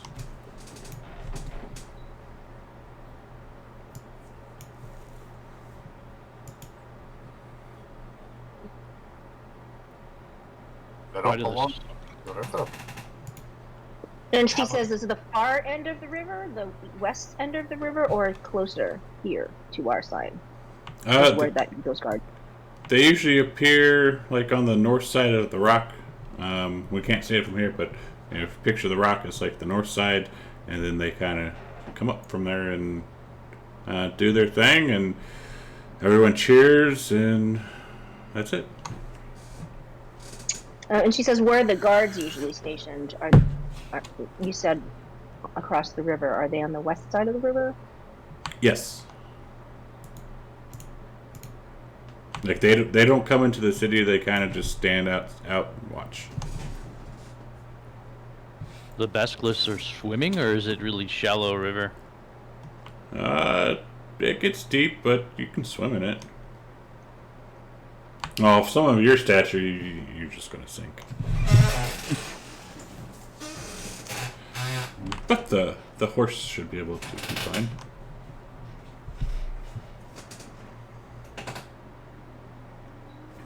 It smells like he's been with them already.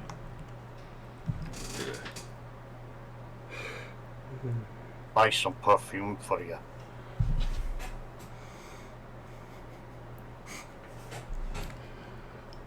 But yes, other than that, that's all I kind of really know.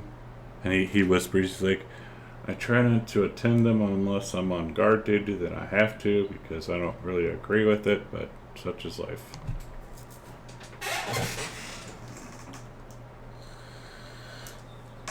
Gotcha. What do you think, Camus? Do we I think travel I've- up the river? I think maybe we try to get them at the rocks at the top of the river. Oh, we have somewhere to stand. And keep in mind, this rock is not small. Like a Vester? Yeah, I was just gonna ask, what's it? How big is it? Can you guys see that? Not yet. Can't see it. It's loaded. There it is. How about Oh, now? okay. So yeah, that's big rock. Yeah, Yeah. it's a big rock. And then they where the middle is, that's usually where the sacrifices are chained up. I look at Corbin and I say, I don't know what kind of god you worship, but anyone that ties their own daughter to a rock like this to eat, well, that's not a god I want anything to do with. What are the terms of the sacrifice, anyway? Like, does she have to, like, die? Something else? Does she have to just be here until, like, a certain amount of time? What is, like... He has to put her here and let the basilisk come. So we can't... So what happens if we kill the basilisk? As long as he wasn't involved, then it's not on him. He did what he was supposed to do. Well, then why don't we go find the basilisk cave and go kill them right now? Well, I think we How don't many know where the days? cave is. How many days do I we could have? try. We have Wait, 2 one days. day. I could try tracking them. Go on, We could go to Arcadia. the north, Tell us see if what we your can- Amazonian eyes Mhm. can find. As long as we're back in time, right? Well, Well, let's, we have I mean, let's we're follow gonna Arcadia's be- plan here. We're gonna be traveling the way they come from, so it's not like we're gonna miss them. This is a gorge. Pull Billy out and I bring him up to some tracks. We stole a few of the mirrors, right? You haven't been back to the palace. Well, let's go get a mirror. I will tie it to my body and I will wear a blindfold to fight one. I gotta get my goggles as well. I made glasses that we're trying to... Yes, you asked Vulcan to make you glasses. That's right. Oh, did he make those yet? I don't think you're going to get You never asked him for them. Yes, I did. Listen, let's go get those mirrors. Alright. So I guess we go to the castle and steal some mirrors, and then we follow Arcadia as she tries to track the basilisks. Okay, I'm gonna make a pit stop at Vulcan's to grab my glasses. Vulcan's is closed. The what? Vulcan's is closed. I bang on his door. You bang all you could bang for the next hour. It's still closed. He's out drinking. Can I see inside his store? You can. All right. Is there anybody around me? You're in the middle of, there's you're in the middle of a festival, so yeah, there's people around. Is it like one of those scenarios where I'm looking into the shop and my goggles are like right there? No, you can't see them because the store is everything's been thrown around because you pissed off a god. Can I roll a perception check to see if I see them? With disadvantage.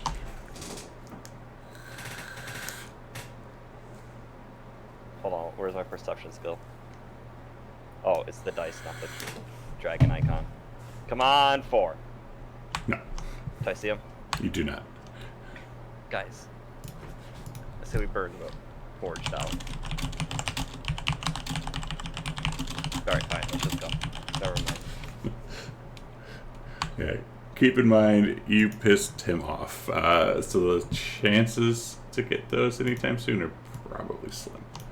Okay, can I break into his place and get my glasses? So you want to try and break into a shop in broad Yes. daylight during a Yes. festival with Yes. lots of people around. Yes. I'm going to leave towards the palace. Can I see inside? Can I see inside of his building? Yeah, you can see inside of the building. All right. I manifest an echo inside his building, Oh shit! Okay. and I use 15 feet of movement to teleport to its spot. Okay. All right. Can I search for my Roll me, goggles now? roll me a stealth. A stealth? Yes. A 6. Okay. Remember, these are supposed to be in the tower, but we will play with it. Is anyone else around Steve when he does this? Or did you guys all Demetrius just is fuck back off? towards the palace. So he's Yeah. No, Same here. Arcadia was moving towards the palace. Okay. So, Steve, you look around. You see a bunch of things that are broken. This place has been... looks like a bull came through here. Can you see your glasses? Yes, you can see a pair of glasses that are cracked. Oh, of course they're cracked. Okay. You pissed off a god. Yeah, I guess I did. The item I was buying. This is just shitty service. Oh my god, let me treat my customers however I want because, like... Steve. Alright, Wasn't he treating us nicely? Yes. I leave. Alright, so as you open up the door, you hear kind of like a clicking going off. But you go up. And then as you're leaving, you kind of hear like a clicking as you open the door and walk out. Okay. And now where are you going? As everyone just kind of left you. Let's see. Memory. Where were they going? Billy, lead the way. I follow Billy. Find them. Billy goes to the nearest trash bin and starts eating out of it. Alright, well, we're at the trash bin. Okay. The rest of you, as you are heading back, you come up as you're coming into this palace, the courtyard. You see a bunch of cows in here, and Whilst we were walking, I discussed something with the party. I'm like, we took an oath, didn't we? Remember Share the glory. what was the Arcadia. precise details of that oath? Oath of fellowship, it means we share the glory. Okay, so if Steve breaks in anywhere, what effect does that have on us? I specifically asked and it said it I didn't don't- have an effect on us. Okay. I think it's just whatever glory we gain from our deeds, we get to share. And the rest is on him then. Okay. Good to know. Almost was afraid I had to kill him. And with that, right quick, let's take a 10-minute break. 'Cause I gotta pee. Oh, fuck. Alright, stream. We'll be back in about 10 minutes because I gotta pee. So if you go away, please come back and see how the rest of this plays out. Because I don't know. Chaotix. But yeah, we'll be back here shortly.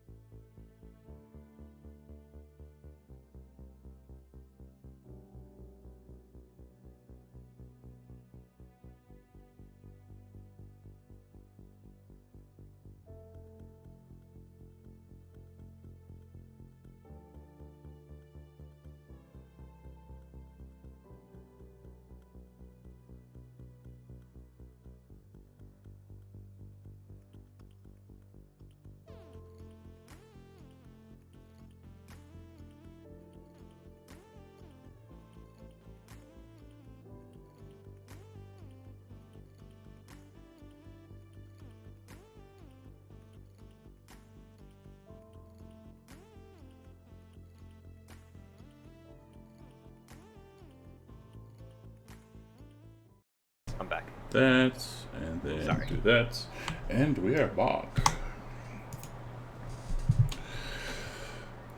All right. So yeah, we are back. The party outside of Steve returned to the palace, and as you guys come into the palace, you see there are about 30 cows in here. Okay. What? 30 I guess cows. these are sacrifices for Sidon. Could be. Pythor sure is paying Arcadia Sidon a asked- lot of respect. Corbin looks very Arcadia's, unhappy. What do you say, Arcadia? Arcadia's asking, are these in place of tomorrow's sacrifice? Who do you ask that to? Or in... Pardon? Who do you ask that to? Well, she looks around for, is that the attendant there? I forget his name. He is. Aesop. Yeah, Aesop? he is not. But you do see Only another. she'll ask, What she ask? she'll ask somebody who looks like they... She looks around and looks for a guard or something, or see if somebody... Yeah, you see like an older man. He kind of looks like a farmer, and he's making tally marks and directing, the cows that kind of line up, try to fit them all in here. And he looks up at you and, yeah, what? Are these for the sacrifice in 2 days instead of a... Well, that's what he's going to try to do, but it's Pythor. He's going to try, but you know how it goes.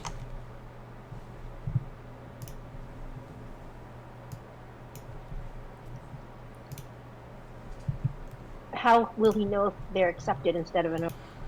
Well, he's talking to Gaius right now, but I don't know. I suggest we stay out of this and stick to our original plan. Yeah, it's probably Yeah. best. Have we heard of Gaius? I think he was the leader of Idon's... Paladin, right? Yeah, this would have been like 2 days ago to heard of this. Yes, Gaius. Actually, who's that guy? Oh my god, I can't think of his name now. The Crypt. I think we met him, right? No, Didn't he storm into Pythor's Oh, that's... room? He came in with the 2 centaurs and Tiny the Cyclops. Correct. And what was that? Holy shit! In the necropolis, the tomb you guys were in, that Corbin was looking for. Xander? Yeah, Xander. Xander told Corbin that Gaius is the one who has his stuff too. Oh, he did? Hmm. Yeah. In that case, How do you spell Gaius? Corbin would probably want to go see guys. No, it's Gaius.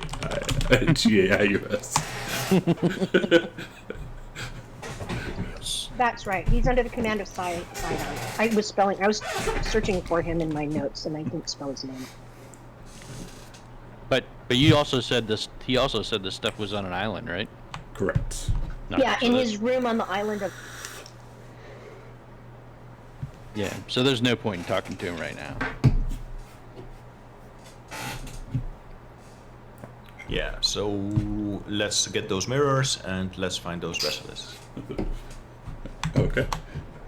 Just, do I have an antitoxin? Let's see. So going into the palace, you see as you're heading in, Gaius is heading out. And flanked on either side are 2 centaurs. Ametrius, you recognize one of them. Okay. I do. Who is he? Let me check my notes really quick.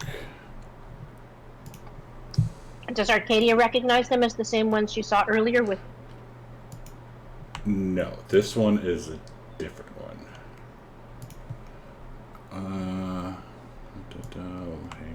residence.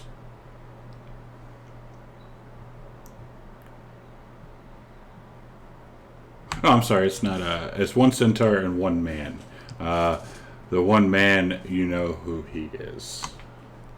He has one eye. Let's say that. Oh yeah. You see that Amitrus is staring at this guy. He looks at you for a second, and I have my head wrapped in a cloth. exactly. Like it looks like he doesn't even recognize you. And Gaius, though, he's like, "Whew, Lord, y'all need a." I know you guys like to hang out with your quote unquote king, but man, lay off the fish.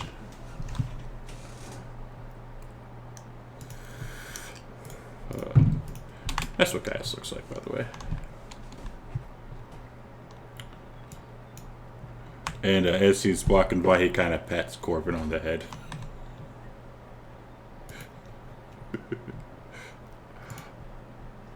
Okay. Corbin will just give him kind of a stare down look and say, It's like they don't even give a shit that these characters "We shall are meet here. again, guys. We shall meet again." Floor side on wills it. Where is your friend Tiny? Oh, he's making preparations.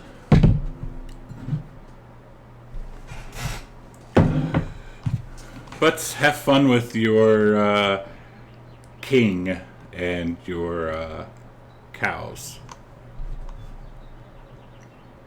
And Demetrius, you see this the one-eyed man kind of he's kind of like almost as if he's inspecting you. And Amitrus, he stares at this guy, but he doesn't say anything. He doesn't want to play his hand yet. All right, and then he sees the scars and the missing hair, and no good.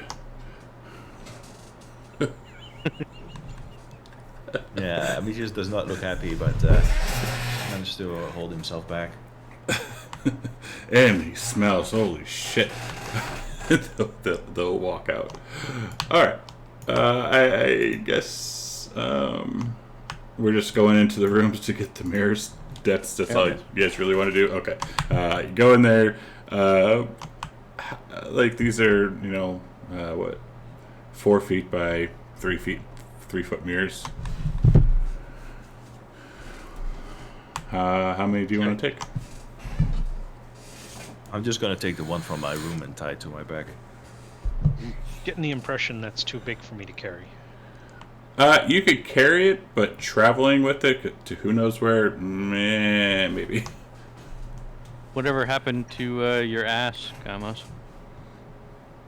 That's right. Did you lose your ass? Oh, Dimitri set it free. I know, we sent it free, but it was on the other side with Klaus when we came back. At that time, I grabbed my ass. Do we still have? You gave us a name to the donkey. I just can't remember what it is. Yes, he is in the pit. All right. So, I obviously I can't drag my ass into the palace. So Corbin can carry the mirrors out for you. Thank you. I don't know how I'm going to get in on the island. Corbin will grab the mirror from his room, which strangely is above his bed. I'm going to tell Kamos you're not as funny as you think you are. Oh my god. Just says to Kamos. I don't even get to make a charisma roll?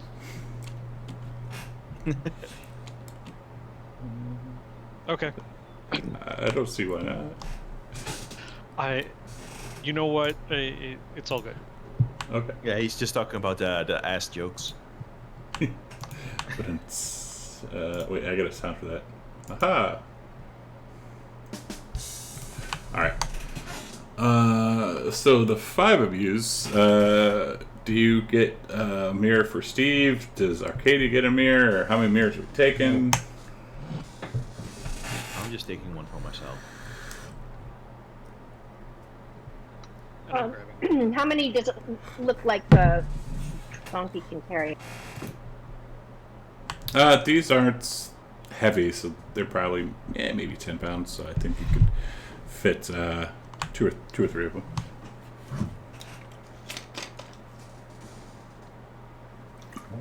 Well, Arcadia suggests we take a bunch, and if we don't use them, at least we have.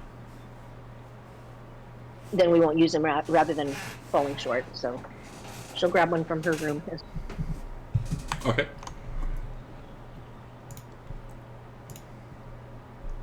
And as you guys are loading it all up, as you're like leaving the palace proper, you do hear some snoring coming from the main hall. Some other people just kind of bustling around, and I guess we are on our way. That's what seems to be the one to do. So we lead. All right, so I'm assuming you're gonna head out the north gate. Yes. Yes, because that's where we were told. All right. So go towards the northern steps. Let's do this. Bam. All right, so y'all can see that this at the river itself, it kind of follows this pathway, outside of the city. It kind of like winds around how the path goes. And Corbin will say, Camos and Arcadia, don't you have flying things that can scout ahead? Probably be easier to find them with those. Oh yeah. What is it, glitter and sapphire? No, Nix. No, that's right.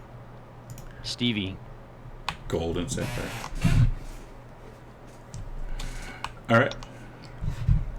So go. I don't know how good Sapphire is at spotting basilisk tracks or any tracks, but maybe there's a cave or something. Yeah. And how far? Like, are you guys just gonna start walking and just hope for the best, or? Have I met back up with them by now? I would. Oh yeah, we would have picked yeah. you up on the way out of town. Yeah. Okay. Good. You guys just found me eating trash, we'll say.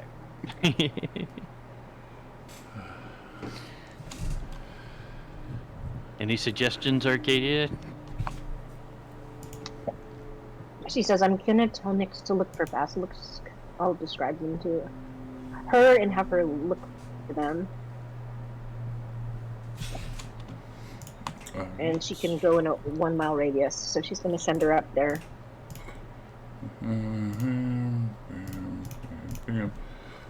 Alright, so sites. Alright, so give us wisdom. Bam, I'm just talking to myself right now.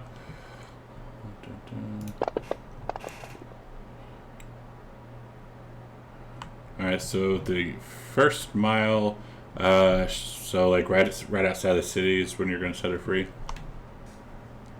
Yeah. Alright. And is Sapphire going with her? Oh wait, Sapphire is what, 100 feet, I think? I think that's the range for communication, isn't it? She can get farther away. I'm not sure. I'll look it up too. Find familiar. Bam.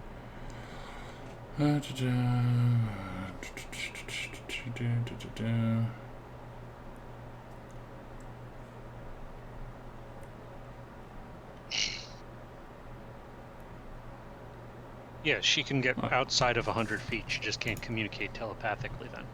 All right. Are you just gonna have her like fly with Nyx, or like go off like the other side, or what's she gonna do? Oh, I've got to take a call. Just let her scout around. I'll be back in a minute. Okay.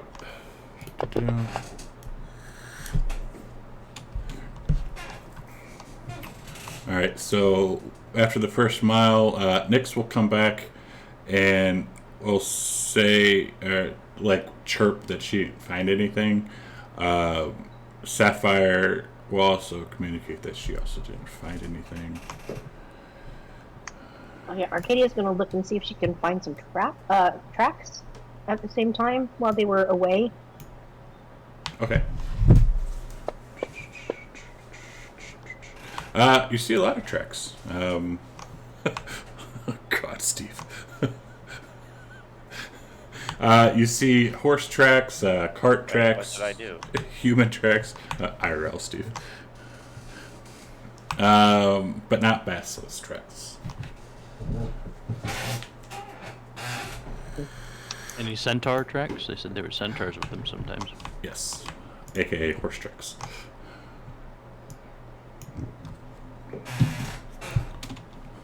It's a good question. Do centaurs and horses have the same tracks? Yeah, because they're horses. Like, bottom half of a horse, so yeah, I would think so. Alright, so... But yeah, Arcadia, you don't see any basilisk tracks.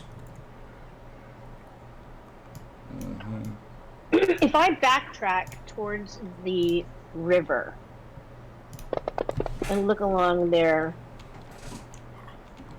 can I do that? See that maybe where they would have made an entry if they come from the river. If they come As we're looking at from the north and they're coming into the river, is there a place where? Because when I'm looking at the map of Estoria, it looks like right by the city it's fairly steep. Is there a place along? If we followed along the river, is there a place that would look like an entry point? There's not. So far, anyways, that you have seen. Like, it's all kind of steep.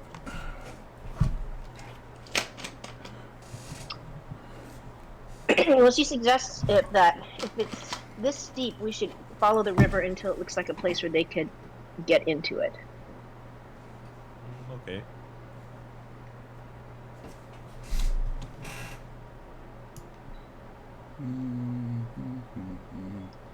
So we follow the river north and look for a place where it looks like something could get in. Wait for the cliffs to subside. All right. Probably about 2 miles outside. You can see it kind of like gradually like sloping down a little bit. Like. Okay, she's going to look over there and see if she sees any basilisk tracks there and send Nix up to look. All right.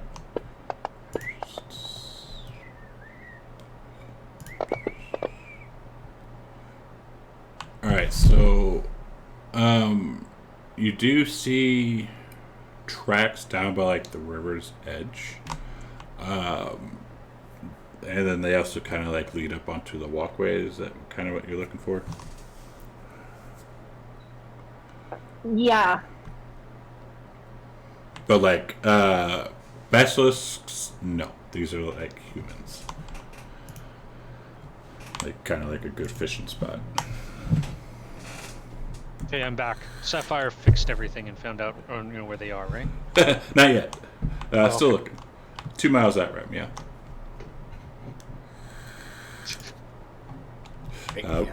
Right now.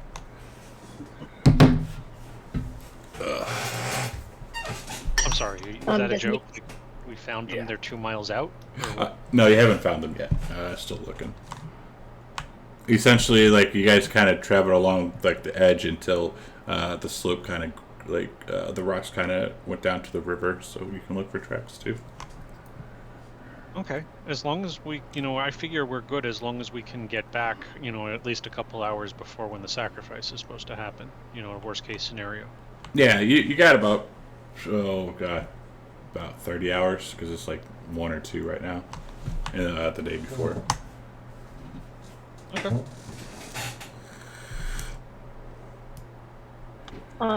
And does Nick see anything or? She does not. Nor does Sapphire. Arcadia looks at the party and says, well, they don't see anything, I don't see anything. Do we want to just try a little further? And if we don't find anything time. in another couple miles? We can go a little further. Okay. So we continue further.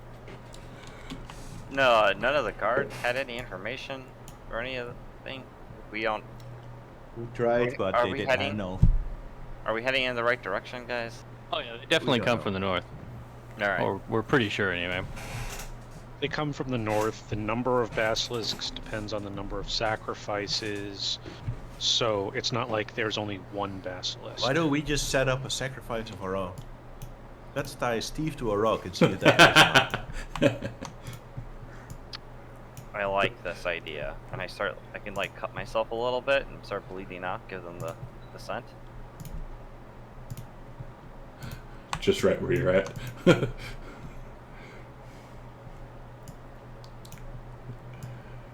Seriously, did you do that, or you're just joking? Wait, you want me to? Yeah, go lie down on this rock, and I point out a rock, and I grab some rope.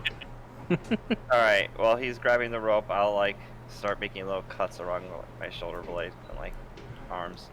And as you are doing that, Sapphire flies back and alerts Shammy or Kamos that she did find a cave. Nyx comes back and she chirps that she didn't find shit. How far away is the cave? About a half mile away. Oh, well, I guess we don't need this good plan anymore. And I put the rope away.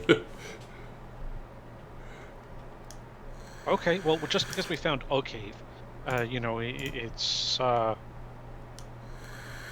just It's only- so. How far It's away only a is the mile. cave? Let's go check it out. Okay.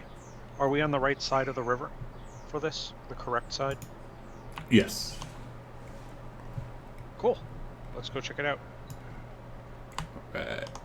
As we get closer to the cave, Arcadia's going to continue looking for tracks. And what kind of tracks were you looking for? Just, well, any, specifically basilisk, but, you know, she's just going to see if she sees tracks.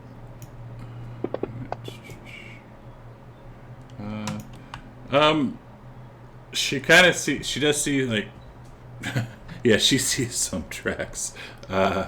They do appear basilisk in nature, but no other humanoid tracks. Okay, she lets the party know that I think we're on the right track. I see basilisk trap. All right, on to the cave we go. So we walk to the cave. All right, so you're coming in. You got to climb down, or you got to walk into the water. Corbin is having a hard time. Corbin and Nico are having a tough time because it's like fairly deep, I guess you will. And you come up to a cave, and it stinks in here. Well, You sure it's not stinking all Amitrish? day. Just gonna say. What does it say? Smells like death, and We like found the cave. rotting fish. Oh, it smells delicious in here. Oh my god. Can we send in the glitter and see? Sapphire? So we don't have a glitter. We have a Nyx. We have a sapphire. Get it straight. I don't Right? see anything. We Guys, have a I'm blind. Billy. I'm blind. Vortex has struck me blind. I guess I could put Steve back on that combat. Vulcan. His name is Vulcan. You know what? Don't Vortex. care, really. I can't see. All right. Well, fuck his name. I just cast light. You have a gem, don't you? Doesn't somebody have a gem that makes light? Arcadia's Also? got the light gem. Okay. Drift globe, yeah. And I'm pretty sure owls have dark vision. No, I don't see anything on the map. Wait. Oh my god, I see. Oh. Thank you, Grandfather. I see you again.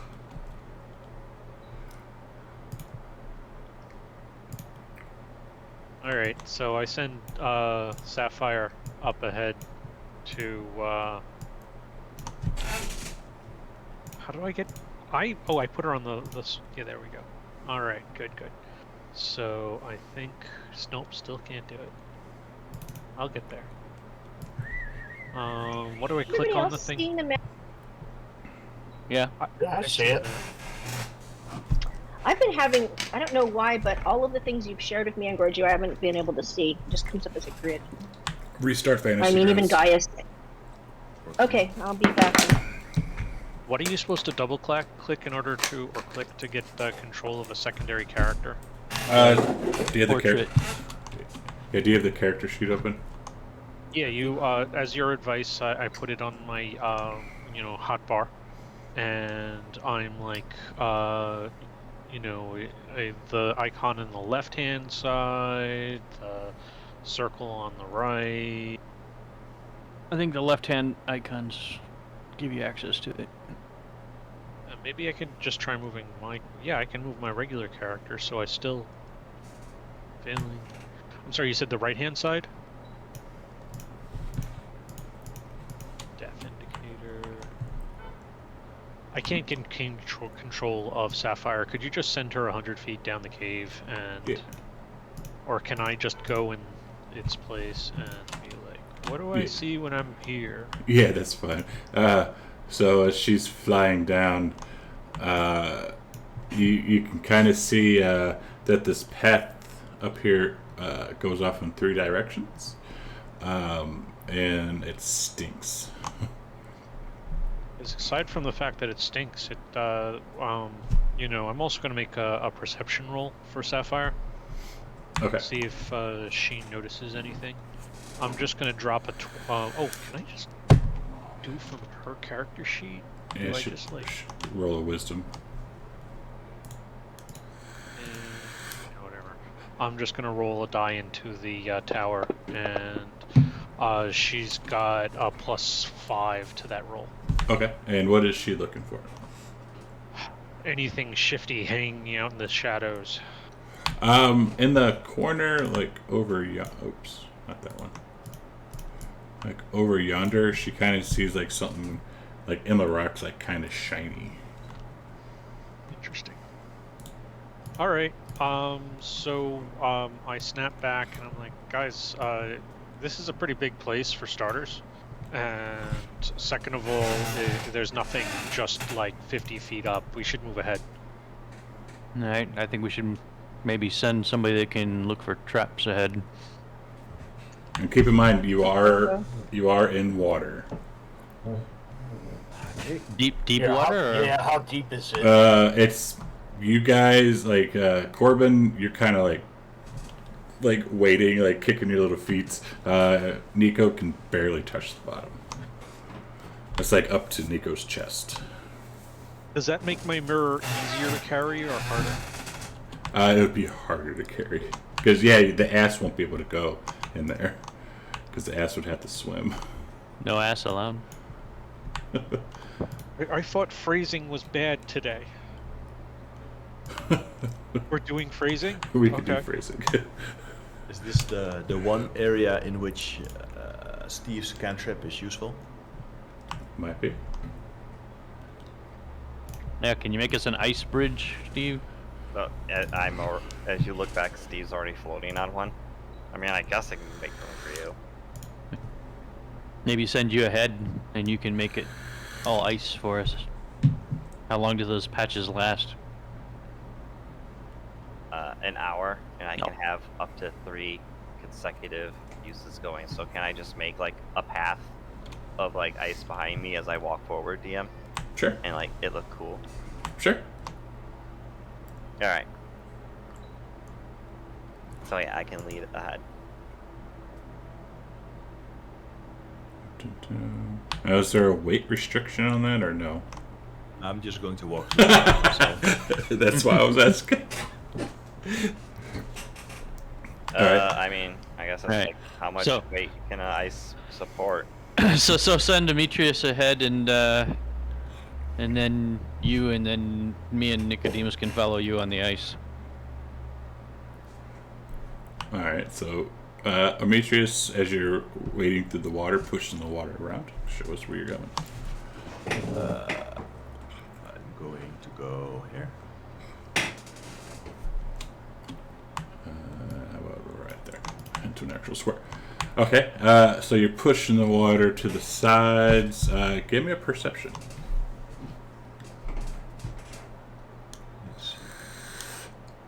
And so what's happening with the mirror? So Demetrius is carrying a mirror. On his Then back, we're leaving yeah. the other ones behind. And the other ones are on the other ones are left behind with the donkey.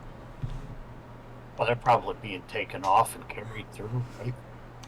I don't know. Is Kamos going to carry one? Yeah, I'm carrying one.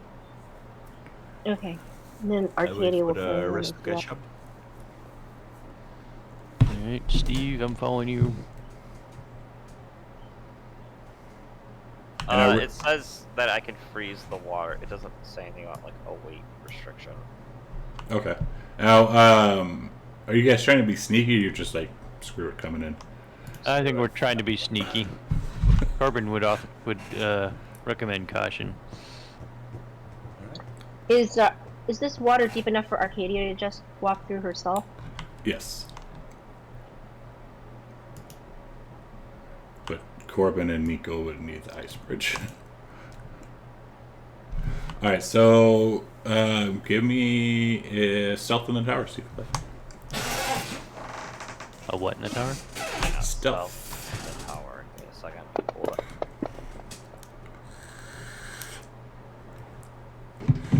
it. Yeah, we don't. You guys are actually good, because as soon as Demetrius starts barreling through the water, you hear echoing throughout this cave a screech. I will take out my blindfold and I will put it on. Does it A screech, you said? A screech. Does Arcadia recognize this as a sound of a basilisk because she grew up with? Yes. It is? Yes. Alright. In that case, Corbin will down a potion that he has on him. The antitoxin, you mean? Nope. This one. Oh, okay. Alrighty. Does Fancy Grounds automatically... oh yeah, it does. Okay. Wow, nice. And Corbin, there should be a. Yeah, I think there's a button for it. I'm looking. Should be on your character or in the actions. That should be. Hill Giant Strength, yeah. Arcadia's going to take up antitoxin and want to let everybody know they might want to consider that. I will do that as well. Yes. Then. How long does it last? 1 I hour. think it lasts an hour. Yeah, I'll take that one too then. Okay, same here. Anti toxin vial added to spells and I don't seem to have that one in the. it's I have it in the. spells. Oh, I have to. add How a many spell. of them did we have? It doesn't on melee. It says toggle on if affected by poison. Let's see here. Antitoxin. Kamos had one, Corbin had one, Demetrius, and Arcadia all had one. So I have to look up spells to activate it. Yeah, it doesn't seem to work.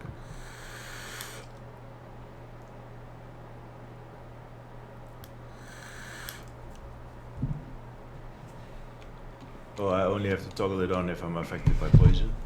Yeah. Creature drinks a spell. Liquid gains advantage on saving throws against poison for 1 hour. Alright, I'll remove it from my inventory since I drank it. And I guess I'll keep going. I can still see 10 feet, so I'm moving carefully. We're gonna do this.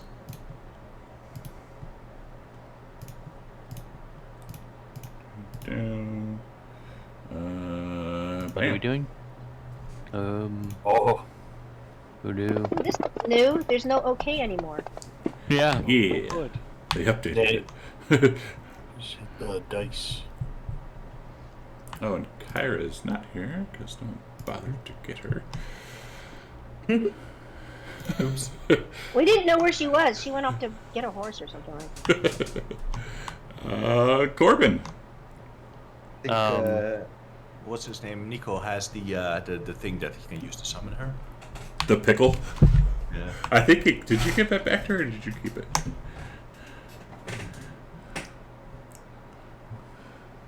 Nico. Don't ask me. I don't know anything about a pickle. I guess she gave it, but you gave it back to her. I don't see a pickle in my inventory. The magic pickle that summons Kira. Magic pickle? You had it. You weren't gonna use it, but did you keep it because Arcadia would use it? Oh, Yes. I see basilisks. There's 3 freaking basilisks? That's brutal. Came into their lair. I'm gonna yell out to Ametreus and say, Ametreus, can I ride on you into battle just this once? I don't think that's a good idea. I can't see anything. Arcadia would yell. Arcadia would yell. Shall we come back and have them come to us? We were at a disadvantage in this water, and there's too much open space. But it seems to have a bottleneck right by where Camus and Nico are. Oh yeah, let's bottleneck them. Maybe we can set up a mirror and retreat. Yes, I think that's a good idea. All right. All right. In that case, I will move back to here. All right, so this water is difficult terrain. Wait, why don't I distract them and you guys kill them? Then I could probably only get to there. All right.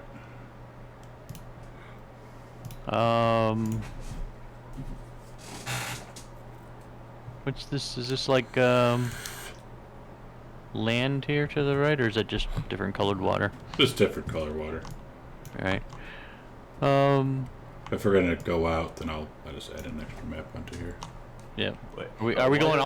We're going all the way outside the cave, right? Is that the plan? I think that's a good idea. Put us on land. All right, then I'll just sprint out of the cave. Let's lure them with ranged attacks. All right, so you're gonna leave. Hang on a second. I'm just gonna add an extra map on here really quick. Just give me a second.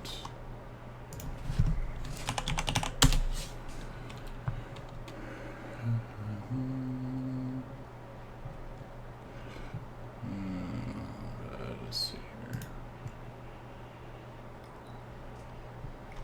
Bum, bum, bum. Yeah, this will work. Oops, did it work? Nope.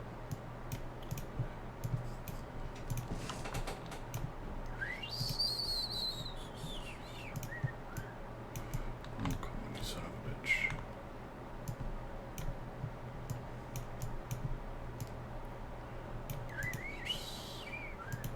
Oh god, I don't remember how to do this. There we go. Rotate. And then size is this 20 by 7.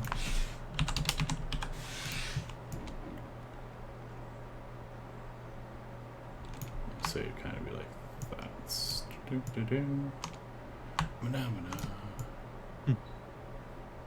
we go. Hopefully you could be able, should be able to see that.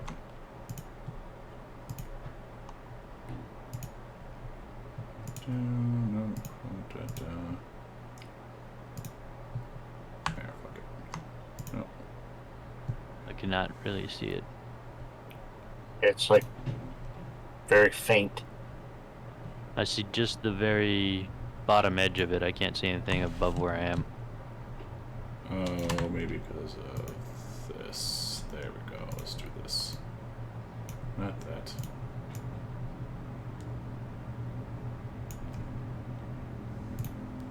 There we go. There. Now I can see it. There. So I would have tried to get over to the land. Or is it all land out here? So that have been 10, 20, 30 to where you're at right now. And then sprinting over there. Yep. Okay. That works. Okay. Alright, Basilisk. Which one's stunning?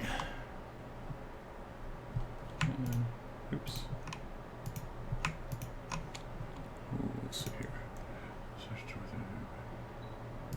This one's gonna come up.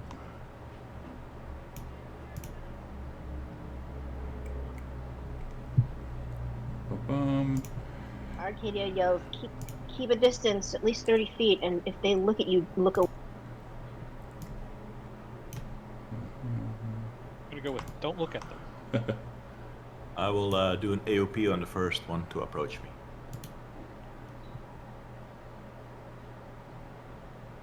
What's your blind sight range? 10 feet? Yeah. Okay. There's also my full arm rage. Oh, I know that. Only because you couldn't find that 15-foot one. Nico. Nico will back off a bit and try to make his way up on this rock right here. That would still be water. It's just funky. Oh, Like, that rock is like slimy and like it's like a okay. cliff wall, if you will. Alright. Let's see here. That's about 5. And this is difficult terrain since you guys are all difficult terrain in this water. Okay. Well, he'll stay right there. Just have to test something. Ignore this. Oh, it does apply the blinded status, so I have to remove it. Did you just attack Steve? No, it was just a test to see what fantasy grounds would do. Yeah, now it's fixed.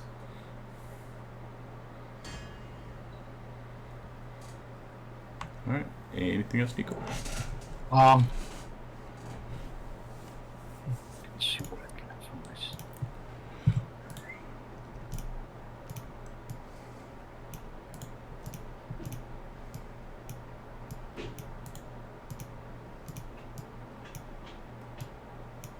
No, he'll stay right there. That's his turn.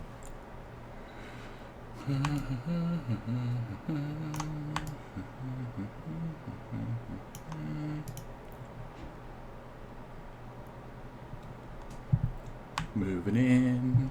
Oh, do I get to attack that one? Sure.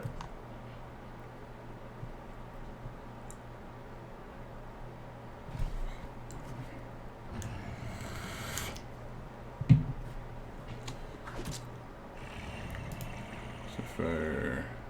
Anything from Sapphire? I'm telling her to get out of the cave altogether. Alright. So we're like fly over yonder. Nix. Nyx is going to attack with her minions. Nice. And which is the one that? That's funny. I'm sorry. She's going to attack the holy basil. From there, it would be like a -2 with it because it kind of has cover unless she flies in a little. No, she's going to fly closer. There. Well, she has a range of 60 feet with this, so she will get just close enough to where she won't have disadvantage. Alright, there would be good. Okay. So here she goes.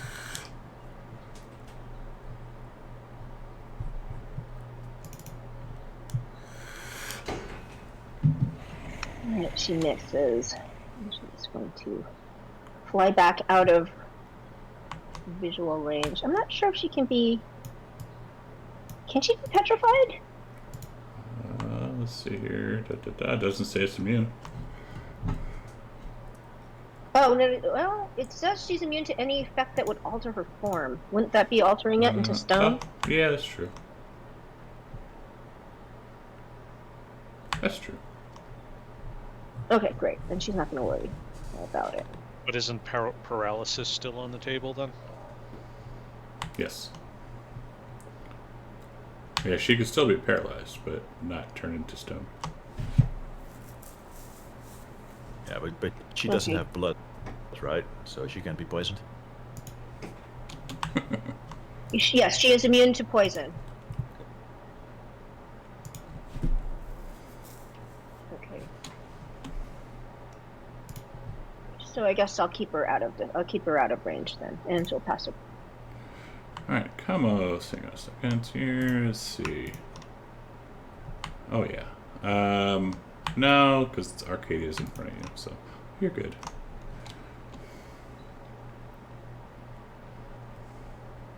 If I can't see them, does it count?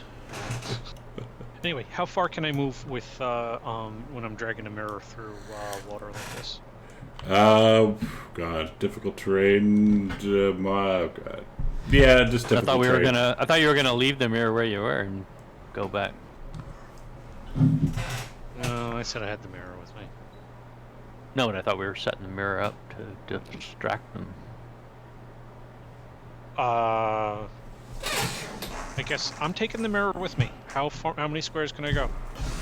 Difficult terrain. So it's half of it. Okay, half movement. So if I do a full movement, by the way, when am I out of the water? Here? Oh, that's still water. This is all river. Okay. So that'd be 30 feet. Yeah. Oh, okay. I see where the dry land is. So I do another 15 there, and I prop up the mirror so I'm looking into the mirror. Okay, like put in front of you. Yeah. All right. So I'm looking away into the mirror and seeing behind me. Okay. And that was a dash movement. Yeah, I can't. Yeah, I'm good. I'm done. Matrix. I will continue to stick to the plan. Is this water also difficult terrain for me? Yes. I will move back. I will take the dash action. Facility. Going through the water. Okay. And that's my last 10 feet. It's over here next to. Actually, during passing, can I use my bonus action to put Arcadia on my back? Nope, because you That's get the also mirror. fast. You get the mirror on you. Oh yeah, that makes sense. And that's all I can do. Oh, Arcadia. Right. I'm going to move the dash out of range, which is 30 feet, right? Yeah, but it's going to give you a thing. She is averting her eyes. Start turn, moving. Okay.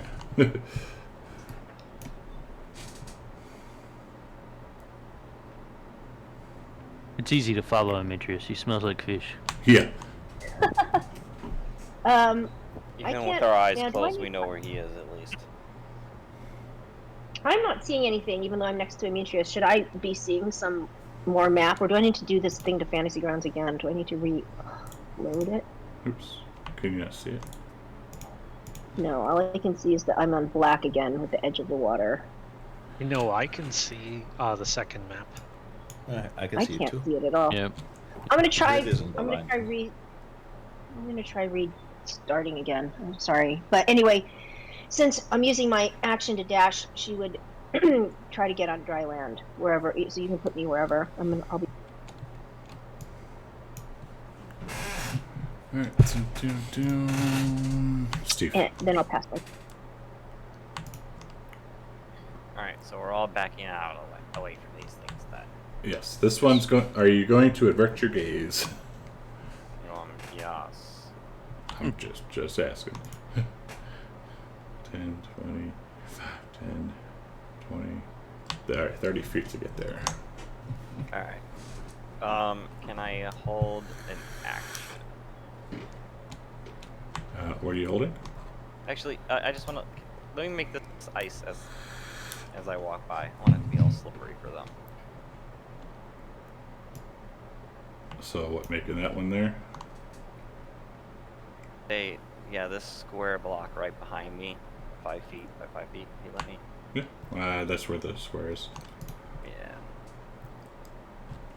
And, so that was just my movement. For my action, I will try to dash Over. You use your action for the shape water. Oh, okay. I will just sit here and hold the mirror facing towards the mask's cucullus. Okay. Alright. Where is that turn order thing? And we are up to Arcadia, but she's not on the table.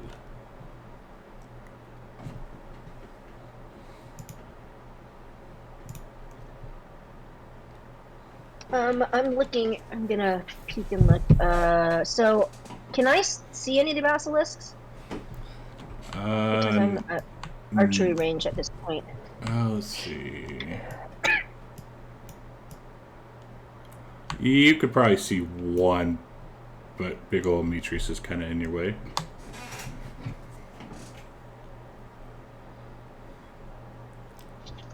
So that would be -2. Yeah. I would still shoot at it. So is that the holy basil? The holy basil? Be the one obscenely starved. Okay.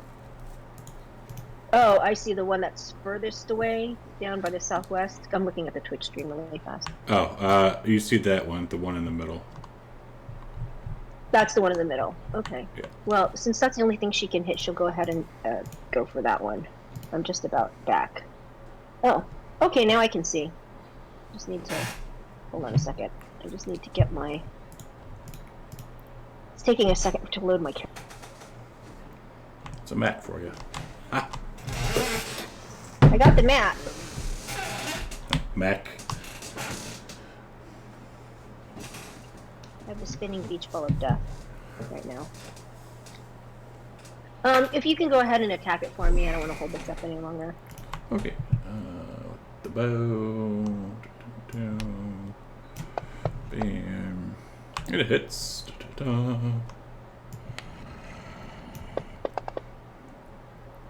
And it lets out like a little cry. And actually, I wanted to do something for you anyways. So I wanted to do this. All right, cool. Also, Arcadia, you would know because you grew up with these things that these are the babies.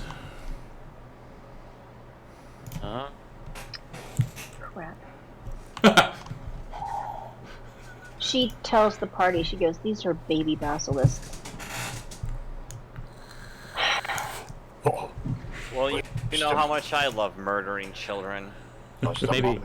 Maybe we could capture one and use it against the older ones. Maybe we can capture one and use it as a mount. Wow.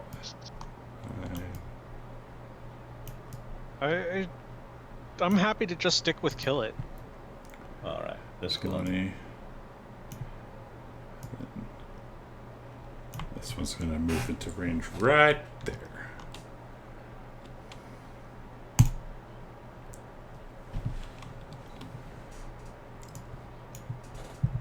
Sapphire doing anything?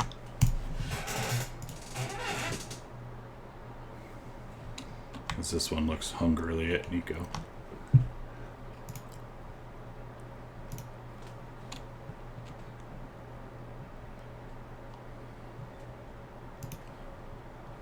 Anything from Sapphire? Well, the idea is keep her out of range. Just like, she's basically a scout and sensor, so send her like, at least a good 30 feet up. Okay. Like, is that all you really wanted to do with her right now? Oh, yeah. Alright. Right. We'll do it like this, and it's like she's just essentially just up in the air scouting. Alright. Demetrius. Averting her gaze, by the way, and not looking. I'm going to say I don't see any basilisk. Tell me where to move. Arcadia says there's one about 15 feet southwest of you. I will move. And she kind of... Then my heightened senses pick it up as I move here. And I begin attacking this thing.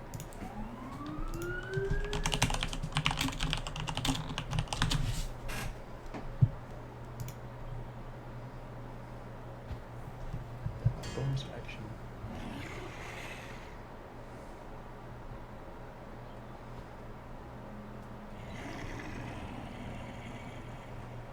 And that ends my turn. Corbin.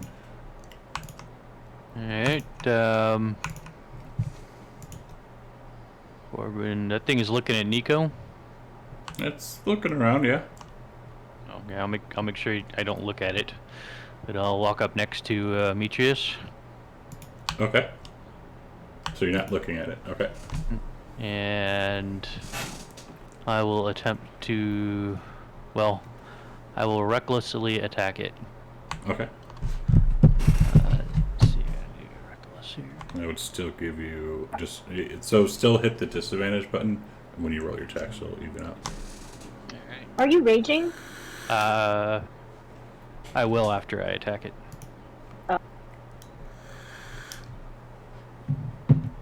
Or actually, I'll just rage. I'll rage and then recklessly attack at the same time. Let's see, where's the rage?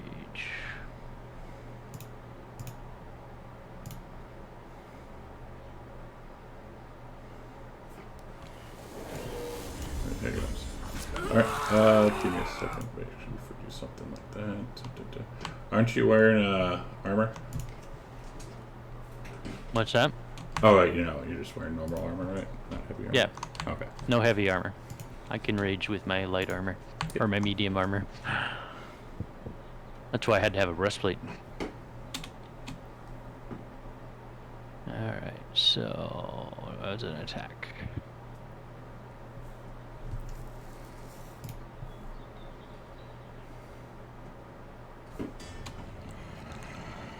Hit yourself and you missed the basilisk.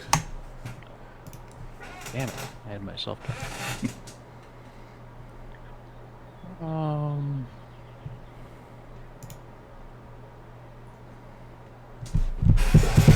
Well, that's all I can do for this round. Alrighty.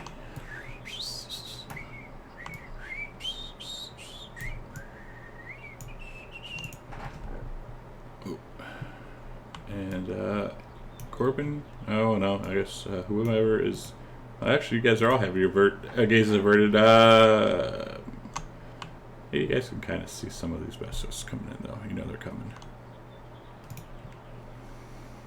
So, Abijis is currently the only one that can see him. Because if you avert your gaze, you can't see the basilisk, right? Correct.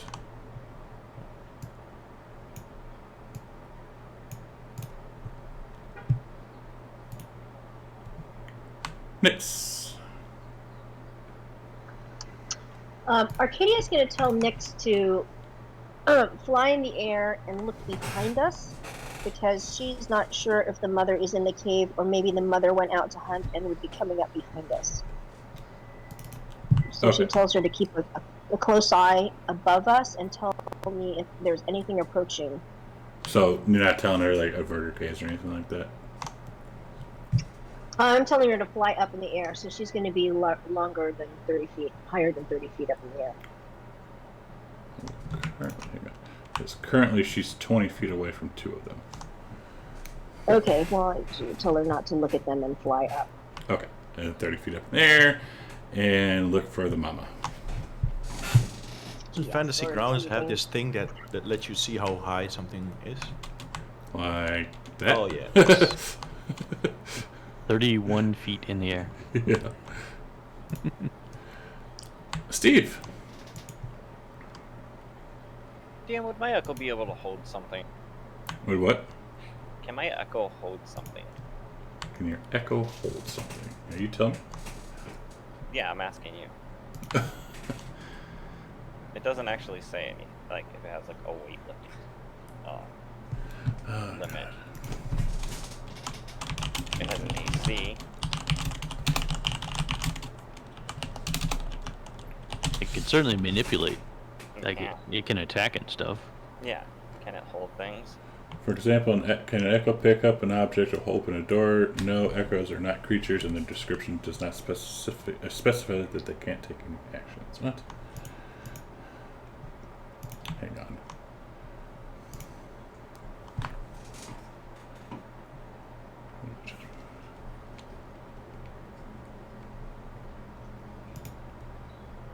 So why I tell them to look this shit up before?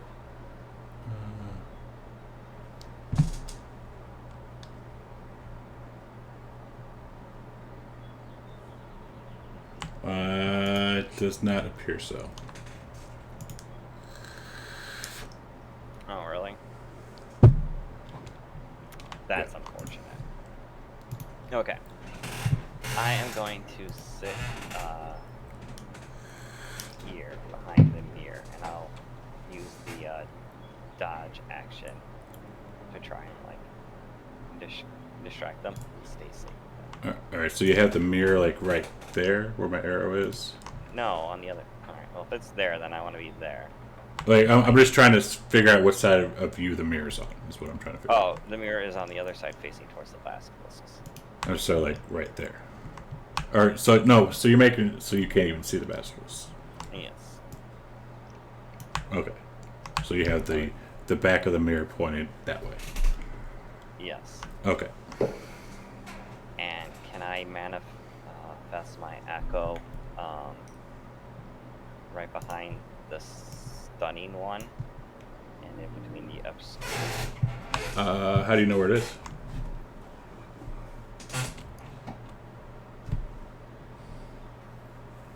I just at my turn just. Oh, no, because I'm reading it says you use a bonus action to manifest an echo of yourself in an unoccupied space you can see. Yeah. Okay. I don't see it. You could take a chance. No, that's fine. Why are we glossing over the fact that Steve can now summon echoes and he hasn't shown us or told us about it? Well, it's going to surprise the hell of us when it happens. Yeah. Nico, we have 3 in front of you. Are you averting your eyes, or what are you doing? Oh, What's that? I don't know. I'm thinking. People don't give a fuck. Run away. You can't hear me? I can hear you. All right. Can you also transform into a basilisk? Hey! No, I cannot be a. I think it's a monstrosity. I don't think I could. I don't think I could be that. At least not yet. Maybe I'll get stronger. Now that I've seen one, I'm gonna disengage and move up here. Are you Oops. I don't know, somewhere up in there. Were you averting your eyes first? Like, are you looking up, like keeping your eyes down, or not? I'm running the opposite way, so I'm facing that way. Oh, so you're a runner. You're just running away the whole time. Like, okay. Oh yeah. Okay. I want to get to the shore, then I'm gonna start fighting. Yeah. If you guys would, well, because we're actually almost done, but for next time, other than Dan, because he has the blind thing, just specify if you're averting your eyes or not, or Steve, because he has the mirror. But just so I know. Okay. I tried to have goggles for it. The Vorlex wanted to be a little bitch. That's what happens when you piss off a god. Yeah, that's what happens when you interact with NPCs. Alright, I'm gonna get going, guys. All right. Fun. Camus. So I'll finish off the round, and then I'm going to turn into a pumpkin. Nice. Okay, I have set up the mirror, and like I said from last turn, I'm facing away from them, looking in the mirror, and now want to see if I can shoot the Holy Basilisk. From behind. Yeah, So I'm like, looking in the mirror. so like the mirrors. Oh, kind of like Yeah, this, and you're looking at them. I don't know if I'm going to succeed. That's what I'm trying to do. Now you tell me if that's what happens, if that works. All right. The only thing, because I'm just reading off this, if it starts your turn within 30 feet, and the two of them can see each other. So if you're looking in a mirror, I would assume that you would be like kind of looking at it, and it's looking over at you. But since Corbin's there, oh god, do it because you're trying to point a finger and shoot it. Like disadvantage and like a -2. The mirror does transfer the sight ability, because it can like paralyze itself via the mirror too, can't it? But if he's looking That's at right. it and it's looking at him, You know what? I just figured that out this turn. So if you look at it in a mirror, it still counts as seeing it, and it can still paralyze you. Yeah. You see, I did not know that at the beginning of the round. Do I know that now, or am I going to continue to be dumb? I would figure Arcadia, since she's dealt with these and grew up with them, she would have told you this. Okay, well, you know what? I'm doing what I said and said what I do, so I'm going to continue. I'm just going to hit the disadvantage in the -2, and then I am going to roll. You can do it. I have no idea why the dice popped out. Nice. You hit? Yeah, who am I to complain? No, that was me rolling a con save on you. Why does he have this on con? Because he hit the disadvantage button, but it doesn't matter either way because he still Oh, yeah. succeeded. All right then. Now did the disadvantage and -2 crap, sorry. Okay. Like, wow, these things got really automatic in fantasy cards. So cast the spell. Oh my god, what happened? You targeted yourself. Missed yourself, but you hit the basilisk. Yay. Okay, well, I need to stop targeting me. Oh, you dropped a 20, just pointing that out. Yeah. And You're still targeting yourself. go like this. There you go. All right, thank you. And so now, without damaging myself, yay! 4 points of damage. Yay! But all you risked for it was your life. But you still hit it. Yeah, okay. So I am now going to, it's like I have no plan. I don't know what I thought I was going to do, but now I am just walking around my mirror. And so then I'm not going to at least make the same dumb mistake next turn. Fair enough. And that is where we will pick it up next week. You found the basilisks. Yay. The baby More like ones. the baby-less. The baby Yeah, not the ones we need, unfortunately. Well, you never know. It might be the ones you're looking for. These It basilisks... could be because But, they're easier trained when they. yeah. You never know. Never use my inspiration. Oh well. That's true, we do have inspiration. Forgot about that. Yeah. We always do. But, yeah, that It was... just never came up. It was mostly roleplay. Maybe for you. I almost died. But yeah, I'll keep that in mind for next time. All right. Good game. Thank you very much. Yeah. Yeah. See you guys. Fun game Yeah, today. All right. Have a good one. Bye. All right. Thanks. Next week. All right. Bye, So everyone. we need Thanks. to Bye. do this thing. All right. So thanks, stream, for hanging out. Appreciate Yeah. you all the love we had.